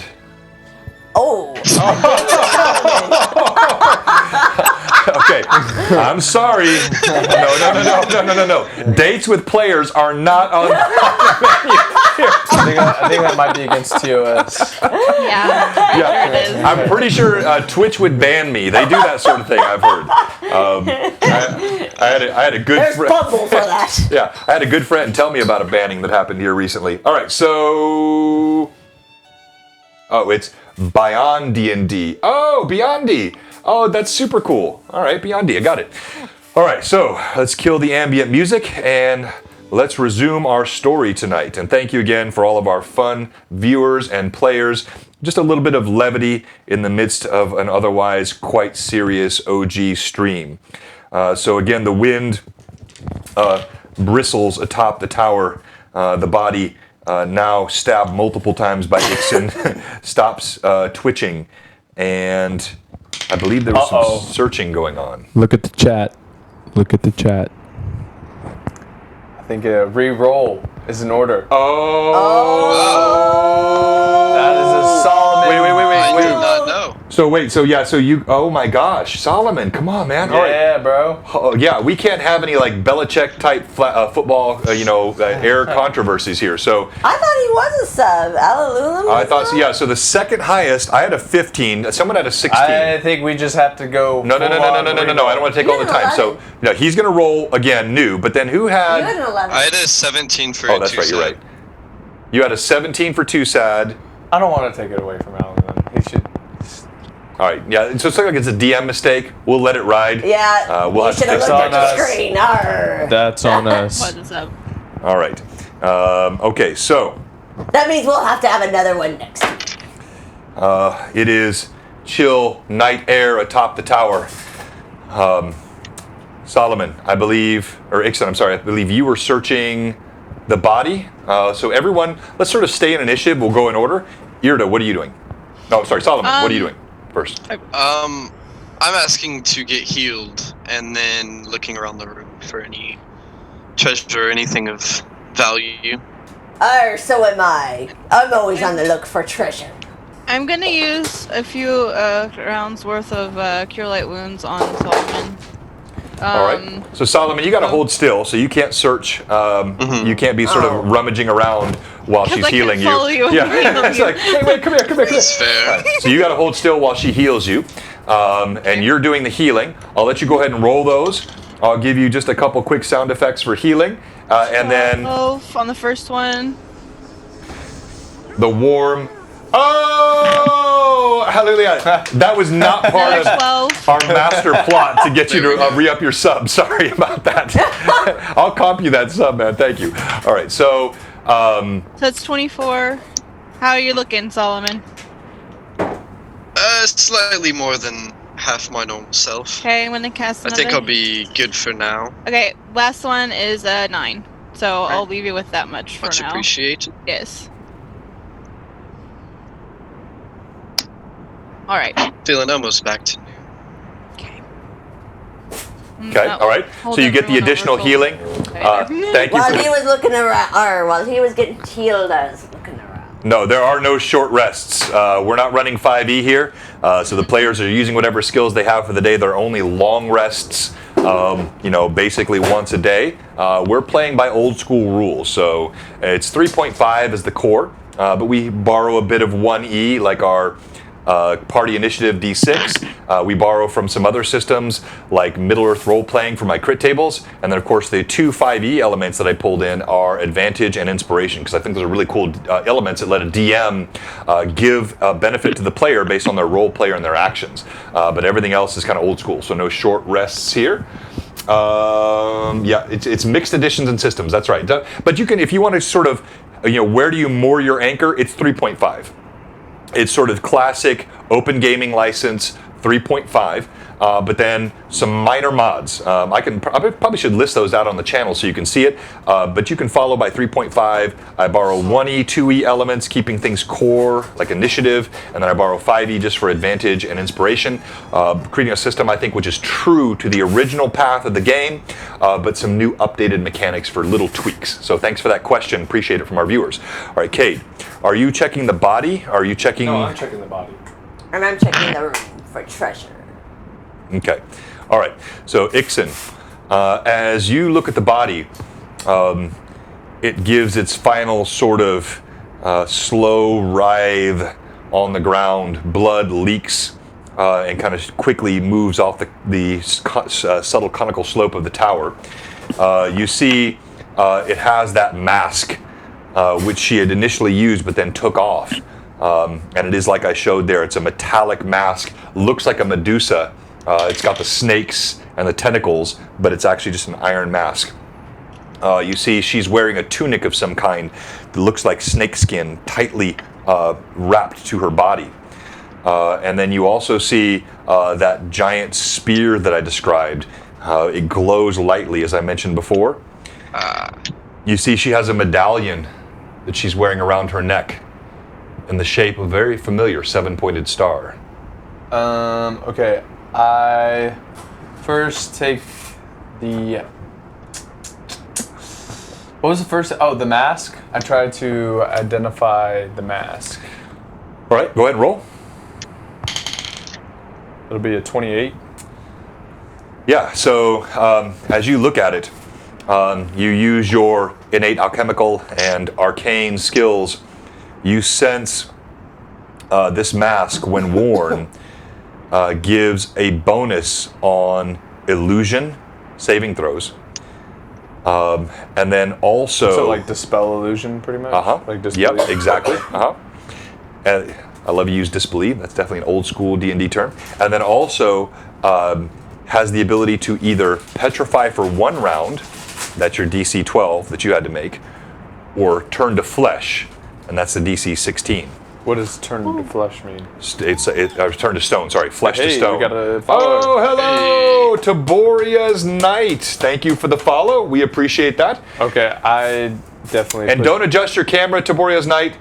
It is nighttime. They're atop a tower in the midst of a city. We're not just theater of mind here. We do use minis and we use cool battle maps and also stuff from the cam, but it's not right now in the stream. So what you're seeing is just the players at night, right? So good. So I put that on. You put the mask on. Well, is there anything innately evil coming off of it? There actually is not. But as you put the mask on, I need everyone to. Well, so you're healing. I'm going to say, okay, yeah, you've got the mask on. Yeah, I take the mask off. I just wanted to see how it fit. And then she also has this long spear, the tunic, and you see there's a ring on one of her hands. Okay, I take the ring. All right, so let's pause for you now. Let's go over to Okay, I just Cade. take everything off her body. I know, but you were doing identification. I'm saying, like, so I don't want to go to other. So, Cade, you walk over, you search through the piles that laid at the base of this statue. The angel still casts beautiful sort of shadow from the moonlight across the top of this tower. As you look through, go ahead and roll d20 for me and add your perception, please. Roll high, roll high. Crapola! 8. A total of 8? Or yeah, a total of 8. There's a lot of hay here. It's very, you actually get a bit of vertigo. The blood smell, you kind of stagger back from the pile.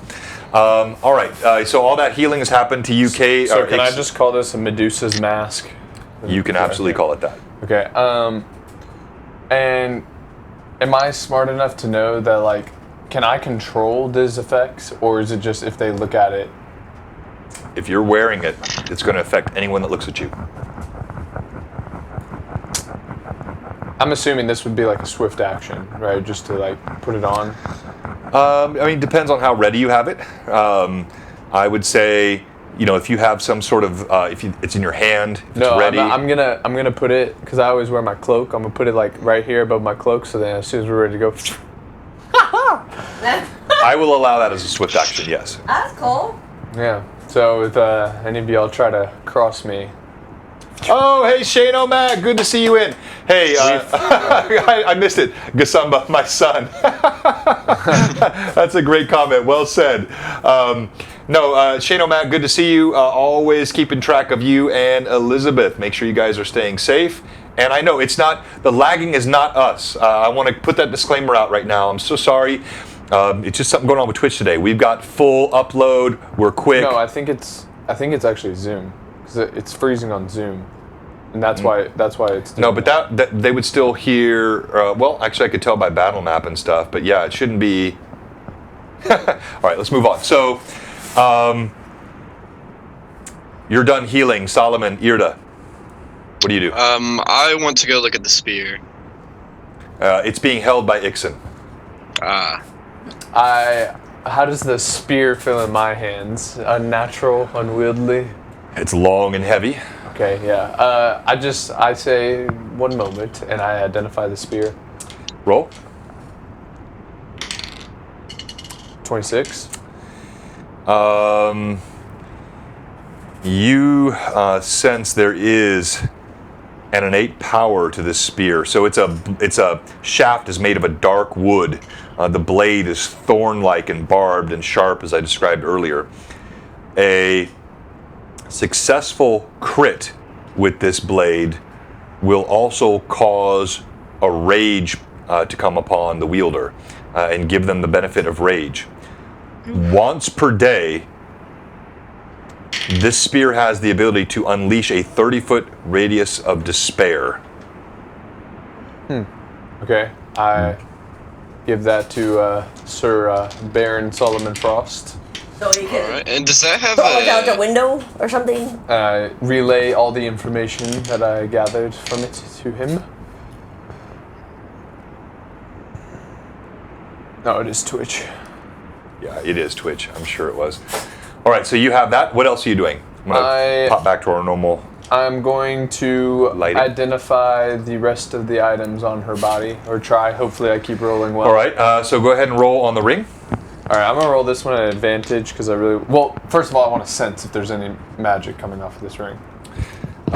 You feel a faint magic aura. I'm going to just roll not at advantage. Okay. You That's sense... a 22. Yeah, this ring offers mild protection in martial combat. Ring of protection +1. Okay, I'm going to slip that on. And then... All right, Irda, what are you doing? Okay. I had just healed Solomon, and I'm just going, kind of waiting to see what happens, to see where we want to go from here. Cade, you kind of look around the hay, disappointed. Can I look again? You feel it would be fruitless. I don't let second detection checks by the same player. When you see Ixen is slipping on rings and pulling things off the creature, he hands this giant spear to Solomon. All I get is hay. What's going on around here? What the hay? And I just start kicking stuff. I'm going to cast some dancing lights so we have more light in the area. Maybe I can come check this out since Cade is having All right, you cast. frustrations about it. Irda casts. As she does so, there's a little magical hum in the air. These globes. Cade, you're kicking the hay. As you kick the hay, something hits your foot. Oh, huzzah! That's thicker than hay.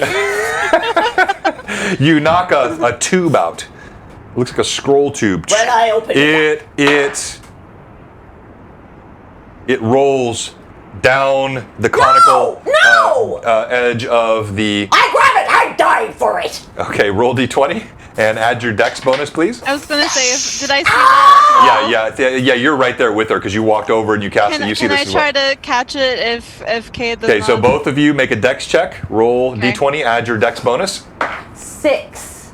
How about that? A 6. Cade, Gosh, you leap I forward. just You have slip on the hay. Cade, you thunk on the top of the tower. 22. Yes. You see Huzzah. Irda, the light-footed Azamar. She leaps over you. You snatch the flask right before it goes over the edge of the tower. And I pull it up. Thanks. Or the scroll, sorry. The scroll. All right. I pull it up and I take a look at it. See what it is. All right, as you're opening this up, Ixen, you were... The tunic. Identify, go ahead. Is there any magical aura coming off of this? Yeah, you sense magic. Okay, I'm going to roll this one at advantage. Oh, buddy. It's over there. I'm not even going to worry. 31. See, Carson said at least you stayed on the top of the tower, Kate. 31. All right, yes. So you recognize this. This is a snakeskin tunic that wraps tightly around the body. It's light, so it doesn't have any dexterity penalty to it when you wear it. It's crafted, as you look more closely at it, from the scales of snakes. So it really fits to the body. When worn, you get an armor bonus. You feel a bit of protection, OC, AC +1. It also gives a +1 bonus to dexterity while you wear it. Okay, so snakes. And a +2 saving throw bonus on all saving throws against poison. Okay. Nice. And all I get is almost falling off the edge of the tower. I mean, what is this? So it's a great question on our viewers. Ixen used it earlier, and he has the alchemist ability for sort of latent detection. If it's right in front of him, as he's looking at it, he has the ability to sense whether there is some sort of magical aura to it. You know, if it's 20 feet away in a room, you have to cast. But if he's looking right at it, he has that sort of latent ability. Okay, so this is a tunic, you said? Yeah. Okay, I'm just... So it wraps on her. Because she was had such a long body, it fit over her whole body. On you, it's longer. It kind of wraps down around the legs. Okay. So you said the spear so once per day It had a 30-foot aura of despair. Yes. And then what was the other thing? It was when it crits. Yeah, so when it crits, a successful crit puts you under a rage. So you get the rage-based bonus. You can look at a barbarian. We could take that after the stream to save time. But yes, that's what you get. Yes. So because this is snakeskin, does this work as a hide +1, or is it just a +1? Like, is it? No, it's a +1 bonus to armor. So it'll stack. If you're wearing leather or something else, you can put it underneath that. Okay, so it doesn't have. It's not like innately like hide. Right. Okay. All right, and then you said it gives me a dex bonus when I'm wearing it. Yeah, +1 to dex, +1 to armor, and +2 to poison saving throws. Okay. It's a maddening spear of sadness. Yeah. Can I tell anything about this scroll, like what it is? Yeah. So as you open it up, you see it's actually, it is not quite a dress. It's like a cloak within a cloak, and it covers. He puts it underneath his cloak, and it sits, kind of goes down to knee length and covers most of his body. As you look inside the tube, you find there's actually a really there's a document inside there. It's not a sort of a spell scroll. You've seen those before. Mm-hmm. Yes. It's a document. As you look at it, it catches your eye, Irda, that this document has a heading on the top which says targets for sacrifice of ritual Sahedrin offering. Okay. You look down lower at it, and you see there are the names of several people. All right. Do I recognize any of the names on this list at all? Well, you look at the names. Romero. You see there's a Banny Harker. You remember this name. Yeah. He was the victim in Sandpoint, the inside sawmill. the mill. You read further, you see a Tarch Mardwell, a Lenor Hask, and a Gedwin Tabe. These names ring a bell? The husk is. The three men. Yeah. The second set of killings that you found. There's a name, Rogers Craesby. Oh. That sounds. Oh. Yeah, the farm. He took care of Foxlove. You see several other names you don't recognize. They look like they could be members of either citizens of Sandpoint or of Magnamar. As you look down, you see a name catches your eye. Actually, two names Ixon. catch your eye. It's definitely Ixon's on there. Ixon and Solomon. We were next. Were we? That's the first name you catch. What is? No, I'm sending it to her. She's the one reading the scroll. Hang on here, one more. My fellow landlubbers, didn't we see an arm be thrown down? We did see an arm thrown down. So where did the arm come from? It's an illusion, Oh. mate. Well, then I said we shouldn't have come up. Wait, no, it couldn't have been. Yeah, an illusion, and then 'cause we I picked came it up here, and then you still freed her, Kate. Illumina said the tunic is dope. Spelling it like moo moo. See Carson. Sorry. All right, go ahead. You're done. This found the scroll or this list. It's a list of names for the ritual sacrifices.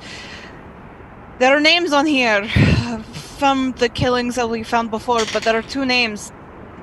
Kate is on here. What? Oh my! Oh! Kate. Oh! Kate is on here, Oh! This is not good news. as well as Lord Mayor Gorbaras.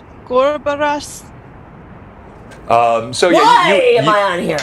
you would have enough knowledge to know that Lord Mayor is the mayor of Magnamar. Yeah. So Kate, you're on here. I have no idea. The trend why. that we found is that these are all greedy peoples. In your own words, You you seem have two greedier loves than of me. money and liars. women. And liars. and rum. And rum. I love me rum. But you're greedy too, and so are you. You burned down that house for gold. No, that was for revenge. Well, then for gold. Because I was cheated. You for gold. Why am I on this list? Oh my goodness, I want to hide. Before we do anything too brash, though, I would like to get some new armor. Avenge me, my people! Yes, I think You have fantastic armor. I'm not wearing. And I am feeling less than half a man. Why does it like sound so Push. scratchy? I feel like perhaps in the morning we should stop by a blacksmith and look for Most armor definitely. and You're still standing atop But this for tower. now, let us leave the top of this tower, perhaps, and go back to the inn. But what happened to the missing arm? Yeah, where did the arm come from? Because that wasn't an illusion. Because I. Do we look around for a person? Do you? I look around for a person! I'm going to kind of spread the dancing lights out more so it covers Can I more check of the the area. like statue thing? Yep. Check All the right. barrels and things. So perhaps? Irda, your dancing lights, they spread out, providing more light atop the tower. The wind continues to bite. It's buffeting your cloaks. Occasionally you have to steady yourself. You look at the statue. You see this weathered statue. It's leaning. Looks as though it's about to leap off the top of the building. It's already soot-stained from all of the chimneys burning here underneath the Ire Span in Magnamar. I really want to Irda, as you search around, you do see there are blood stains atop this tower, not just from the creature that was splattering blood everywhere, but on the opposite side of the tower. And then now that you have your dancing lights, you see blood on the stairs. Going downward from up here. Okay, well, I'm going to follow down just a little bit. And All right. see if I can see into the room below here. All right, so you walk down the stairs. Again, they sort of creak underfoot. As you begin to walk down the stairs, you all see her leaving. What are the rest of you doing? I search some more in the hay. Did I not find with my anything hands. at the statue? You did not. Just what I described. I follow Irda. Alright, I follow Irda as well. Is there no more in the hay? There is no more in the hay. So disappointing. I did. So one thing I neglected to mention, I wanted to wait until you'd read out the name of the Lord Mayor. But as you read that, you saw at the bottom of that document, there were several things about the mayor's habits, where he lived, what routes he traveled, typical sort of areas during the day that he would go, who he would visit, his favorite towers. There's even reference to the hours that he sleeps, all marked down inside this document. That's nice and creepy. All right, so you head down the stairs. As you get down the stairs, you then peer through the window that I described, and there's a door here as well, and you see those 3 remaining bells, and there is like a landing here. I'm going to go in and look around on the landing, pulling one of the dancing lights with me. You pull the door open. As you pull it open and you step inside, the wind dims a bit. You're all following her down these stairs. You see she walks in. It takes a moment. The dancing lights pop in. Your eyes adjust. You see the 3 bells and then the rope, the heavy rope that carried the 4th bell. You can see that rope has clearly been severed. As you look around, you see a body slumped on the ground. I go over to it. I'm going to check and see if she is alive or dead. As you walk over, you see the body. It looks like it was probably a younger woman, but it's very difficult to tell. An arm has been ripped out of the socket. Everything has been devoured from the neck up. Almost like an insect devouring something from the top down and then stopped right here, just below the breastbone, everything eaten away. Perhaps maybe a simple cure light wounds. This was not an illusion, Ixen. I already said that. I said it couldn't have been because I picked it up. I do believe our attempt to rescue this woman has been very failed. Well, that's fine. I didn't know her, and even if I did, frankly, I probably wouldn't care then. I touch Cade with my wand, seeing as he's a bit hurt. Looking rough these days. All right, you touch Cade with your wand. And that is Irda, you're 16. still standing with the body. The blood is coagulated. There's very little left coming out of the body, an occasional sort of drip that falls 150 feet down below. I don't want to leave her here. It doesn't feel right. Carry her down the stairs. As far as we can, and then I suppose we can use the ropes to climb down. Okay, is that what you do? Sounds like a good idea. Okay, should we have taken the creature's body to prove that we didn't kill this woman? Unless we grew massive teeth somehow, I don't think that they're going to assume we killed her. She looks like she has been chewed on. Yeah, so as a quick OC, and by the way, I'm not suggesting that what she said is right. It's just funny to me. It's not a DM hint. It's a good thing nobody in the party has the ability to grow massive teeth. Like Solomon did with the mutagen. The mutagen. What if somebody saw him climbing up, and then this woman is eaten? Oh, they wouldn't have seen the teeth. Now I'm following. And people came across the body in the alleyway where we were. So I'm thinking we need to clear our name. This seems like a rash attack of very vicious animals in the city. Oh, me. yes, like the one that got that man. A string of the attacks one that by got wild Omen animals. Mance in the alley. This is the same one that got this woman. It's the only way to explain it. Did the moral compass of the party just offer an alibi? That's nice. No, I mean, it is not our fault that this woman is dead. It's not our fault. But- Omen Mance is dead. But we come to town and 2 people are You eaten. brought Omen Mance upon our doorstep, Ixen. You did that. No, actually, a creature killed him. If you didn't see, he was mauled in the street of an alleyway. In I'm fact, going I even think downstairs you were, with the body. I don't do anything. Cost enough damage. I feed my pigeon. Your pigeon, actually, it took off during the combat. Oh, You didn't no. notice it. You have not seen it. Crap. Are we still with the bells? Did I lose another animal? Yeah, you're still you're standing by these 3 bells. They're sort of gently wafting in the breeze, not enough to make them ring. And Irda is still with the body of this half-eaten woman. I'm sorry, I've lifted her up.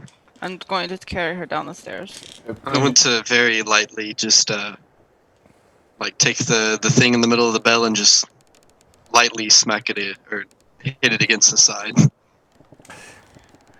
Okay. Oh, I have a good idea. As you take that and you lightly smack it with sort of the move of the wind, it arcs back, hits back and forth a couple of times. All right, I have an idea. Nice. All right, we're not going to carry the body, but I'm going to throw that body down so people can come and get it and prove that that's something that chewed up this lady. I think that would be more suspicious than us carrying the body out. Wait, I mean, why? I've Because Why then do there's we a feel the body need- on the ground. And Why do there's we 4 feel of the us. need to carry this body out? No one comes in and out of this tower anyways. I do not feel right leaving her here. What if I just burn her in acid? No. We have to dispose of this body. I'm taking it down. I've already picked it up. I'm going down. All right, so Irda just ignores you. She's moving down the stairs underneath the weight of the body. All right, I'm going to go upstairs. You guys get down there. I feel the need to put a good name on me name. I don't care. I'm on a list. I need people on my side. Hey, so Solomon, I go up. Could you be a test subject for me for 1 second? Ali Luluman, he did go from 0 to 100. I you're right. promise that I won't hurt you. I promise. You're going to have to elaborate on what kind of testing I will be subject to. No pain will be involved whatsoever. Okay, you went Maybe a upstairs? bit of Yes. freezing, if anything. Not like literal burr, but Burr. I can't move. but then it's gone. Cade, you're up on top now. What if we did it not in the creepy clock tower? Body is massive. Way too heavy for you. But can't we're push safe it? here, and no one else will try, see. yeah. We can't do this in the middle of the street. You're going to try to push it off the side of the... But about the will it end? get in the way? Okay, and as I'm talking to Solomon, I just go like this, and I see if it works on him. Hey, all it does is freeze him, right?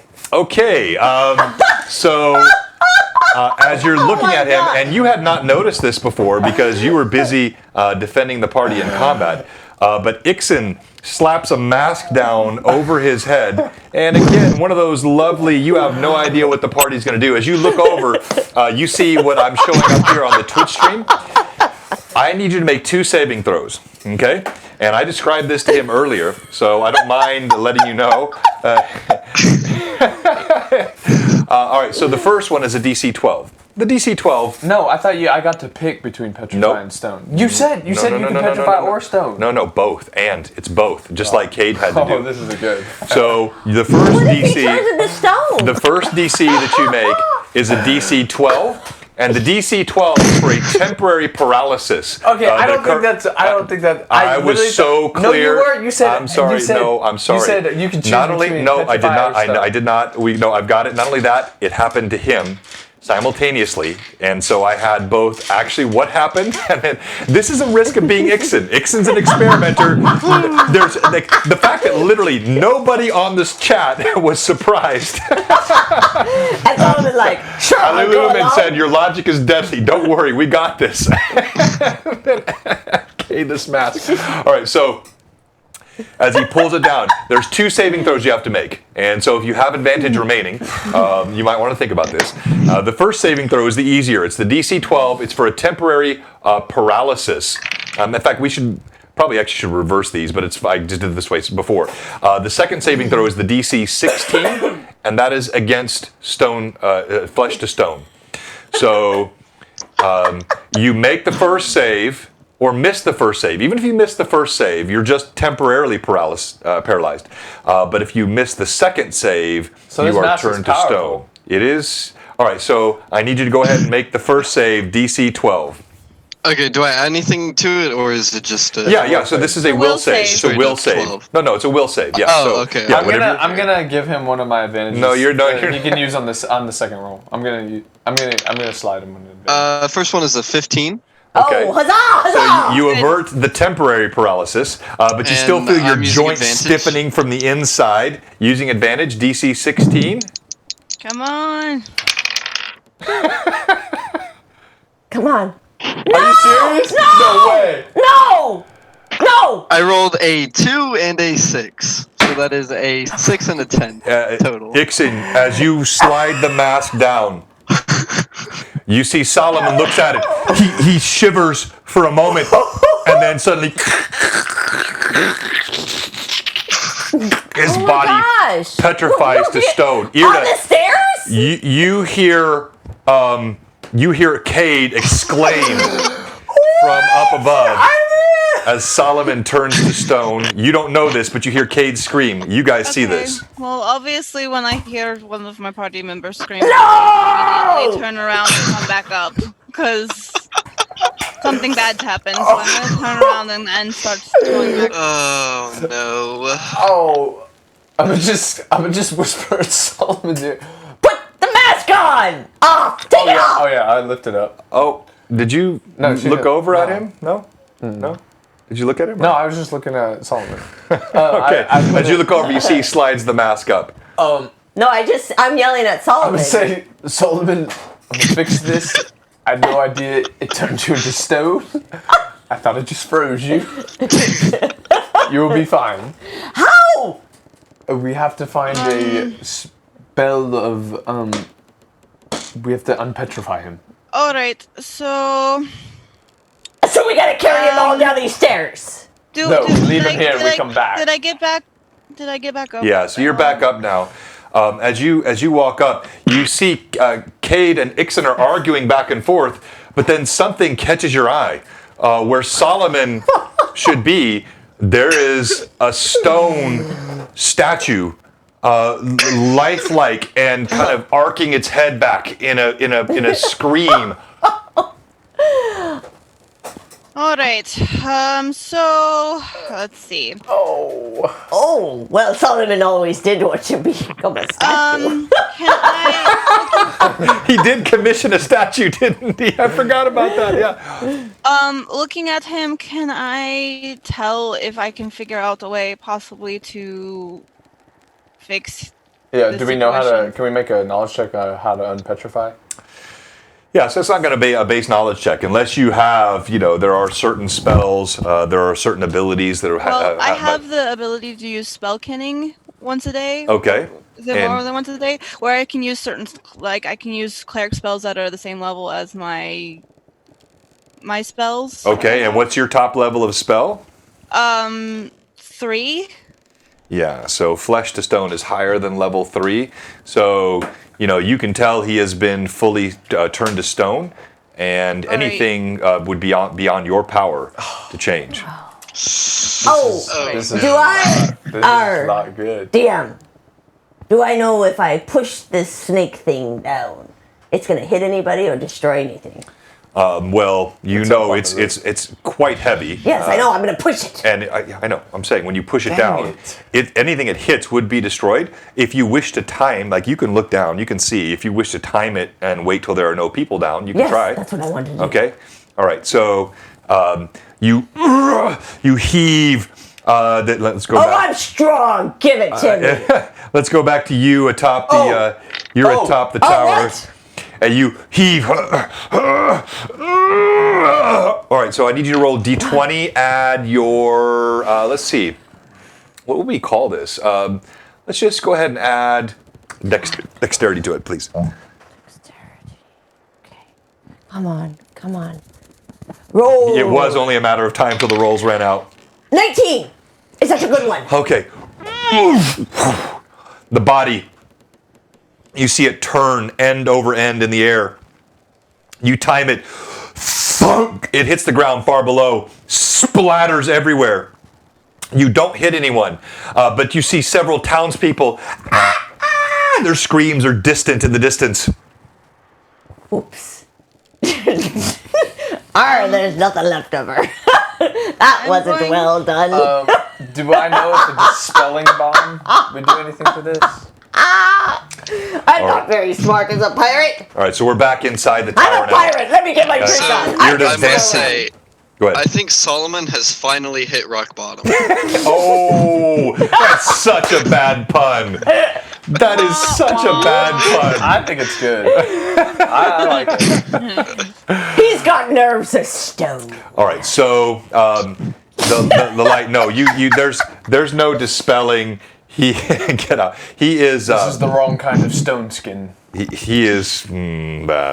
He's fully stone. What do you do? He's stoned. I'm going to lay Queen. the body down at the on the floor next to Solomon here, since clearly something bad has happened to both of them. I'm going to move as quickly and safely down the tower as I possibly can. I'm going to look for a cleric or someone I know who could take care of this situation, and I will get them back here to help Solomon. So help me. You see Irda, almost a look of disgust. She drops the body down.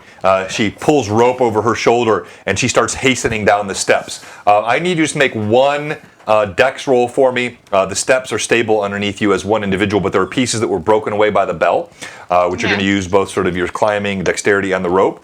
It's not a hard climb, but not super easy, so I need you to make a dex save. Can I use advantage on this? Yes, you can.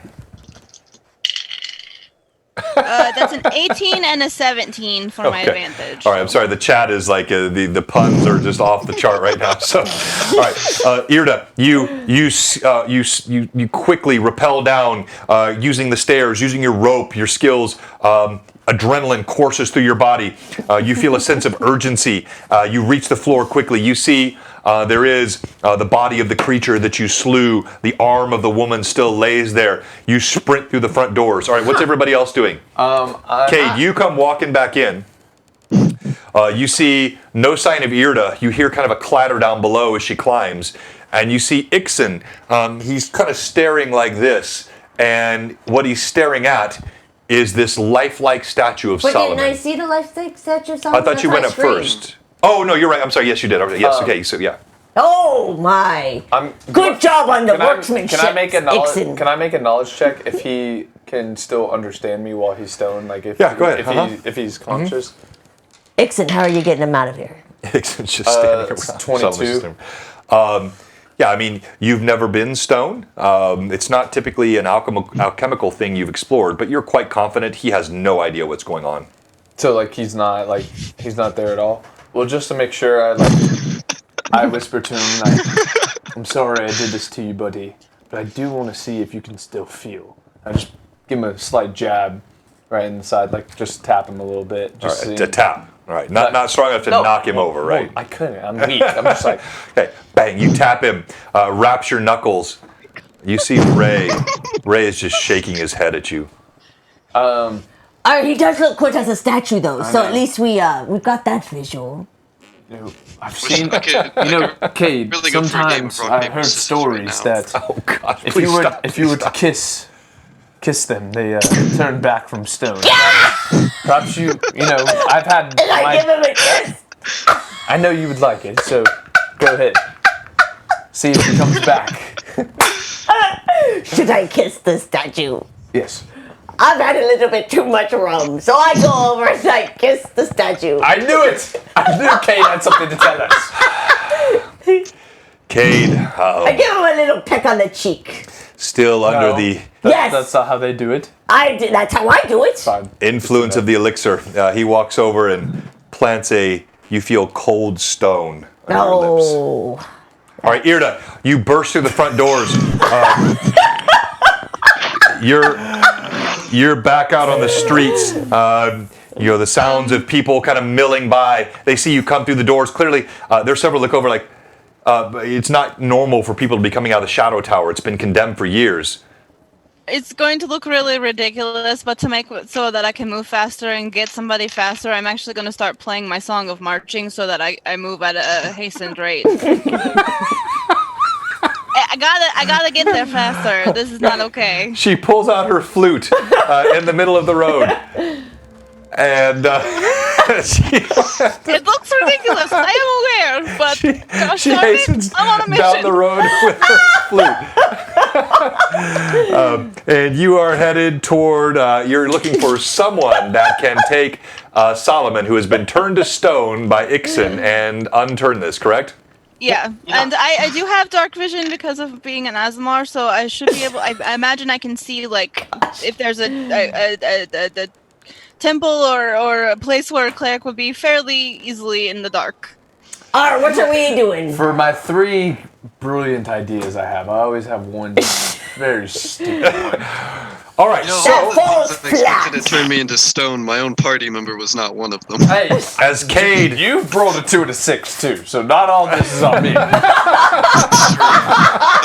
blame the dice. Yeah. All right. So as Cade steps away, the rum is really beginning to hit you now. You kind of wobble a bit in place. You look again at Solomon. He has not moved. Irda, you bustle through the streets quickly as you move in the night air, your flute still playing. People do look at you strangely as you're hastening through the streets playing a flute. An old man throws a copper coin at you as you do so. You're looking for some help, and unexpectedly, that's where we're going to stop tonight. Because the DM's got to figure out where this goes next. Holy smokes. No. All right. So, again, I often celebrate this. I love it when Dungeons and Dragons goes where the DM does not expect. And this party, I think, of all parties I've run in the past many years, has the capacity to take this party in directions that the DM never expected. So we're going to do a couple things right now. We're going to have Stream MVP in just a moment. That's going to be an interesting what number mode. am I? Hold on. And then we're going to do a raid. But I want to say, first of all, thank you to all of our viewers. Thank you to all of our friends that popped in. It was so good to see so many of you. I don't want to start naming names because I'll forget. But I often look back through the chat streams. It's always good to see our regular viewers popping back in. We've had a couple good days this weekend. Blue Box continues to grow. And there are going to be some amazing things happening on Blue Box through the rest of 2020. Also, a big thank you to 2 DMs. who popped in and supported. G-Dubs, who's part of Fabled 42. Fabled 42, great friends of the channel. Alberon RPG, a fellow streamer. Haven't seen them in a minute. Good to see them in today. Of course, all of our regular viewers. Pat66, super active. I said I wasn't going to name people that I will forget. Oh, Aluminum, thank you so much. Whoa, gifting 5. Holy smokes. Hey. You are the viewing MVP today, my friend. Thank you so much. Hey, we keep bringing those on. Yes, absolutely. Thank you. Wow. Those gifts are amazing. And I know I forgot some, but I am just, that's going to go on for a couple more times here. Beckano, always like I don't shout her off enough because she doesn't say anything, but she's the silent lurker on this stream. She's there every single time, and we appreciate those viewers who follow us as well. And so a huzzah is well. Oh, Crit BA. I didn't even see Crit BA in here. Another silent viewer, but thank you so much, and congrats on the sub from our good friend Aluminum. And of course, Blarf too. The lurkers are always good. The lurkers kind of make up a lot of the base of your channel. So we're going to do a raid in a second. Blarf is Solomon, you know. That's me. Yeah, I know. Yeah, thank you. It took me about 4 streams, but I figured that out a couple of weeks ago. Yeah. So we're going to do a raid here in a second. So stay for that. We like to help out other streamers. That's what this community is all about. There are lots of great folks out there that are bringing the old sort of school D&D. Whether you're playing 5e or 1e, we're all one community, and we like supporting our other streamers. So we're going to do that in a second. But let's do our stream MVP. And well, you know what? You keep gifting at that level, I may just sell him out. So we'll see. But he's stone cold right now. That's a joke, Twitch. That's a joke. Don't ban me. All right, so let's quickly go to each of you. You're going to go 1 Solomon, 2 Irda, 3 Ixen, 4 Cade. Tell us why you should be stream MVP. As you're watching, if you already know who you want to vote for, you can go ahead and pop that in. But if you want to listen to their explanation or their campaign, you can. And then once you hear it, pop in 1, 2, 3, or 4 for either Solomon, Irda, Ixen, or Cade. Go ahead, Solomon. Well, I got turned to stone, and will be there for the foreseeable future. But I also, I did a lot of damage to Zanisha. Yeah, you were quite effective in that combat. That's right. The evil witch lady. Vote 1. That's true. All right, let's One go. and done. Irda. I kept everybody alive. There is that. There is that. I literally think the party would have been TPK'd otherwise. I found the list. I found the list and shared that with everyone. And now I'm going to save. I think Cade is distinguishing between the finding and the reading, or the catching of it as a I caught the scroll before it fell off the roof. Right. And I read it and found out who was on the list. And then I ran and acted quickly to try to save Solomon. I was the only one who tried to save Solomon immediately. That is true. That is true. Someone did punch him. All right, let's go to Ixen. Well, I would just like to say, before you make your decision off how realistic this alchemist has become with his off-kilter, he offers one good advice and then does the stupid thing that puts the party back, saving the party with the critical roll and the 70 confirmation on that. He's really bringing this character to life, and I think that should be rewarded. There's truth in that. Huzzah, Captain There's Cade. also truth in the fact you turned a party member to stone, but it was in character, right? And it's my birthday, so. All right, and last but not least, Cade. Why should Huzzah, you be MVP? Captain Cade Cardinal here. Well, I'll tell you why. Because I was a magnificent climber. That's why I just climbed up the side of that tower. Whoa, no big deal. Then I got in there, braved my fears, quaffed some rum, and I did cause damage, which led to him killing her, but I did cause damage.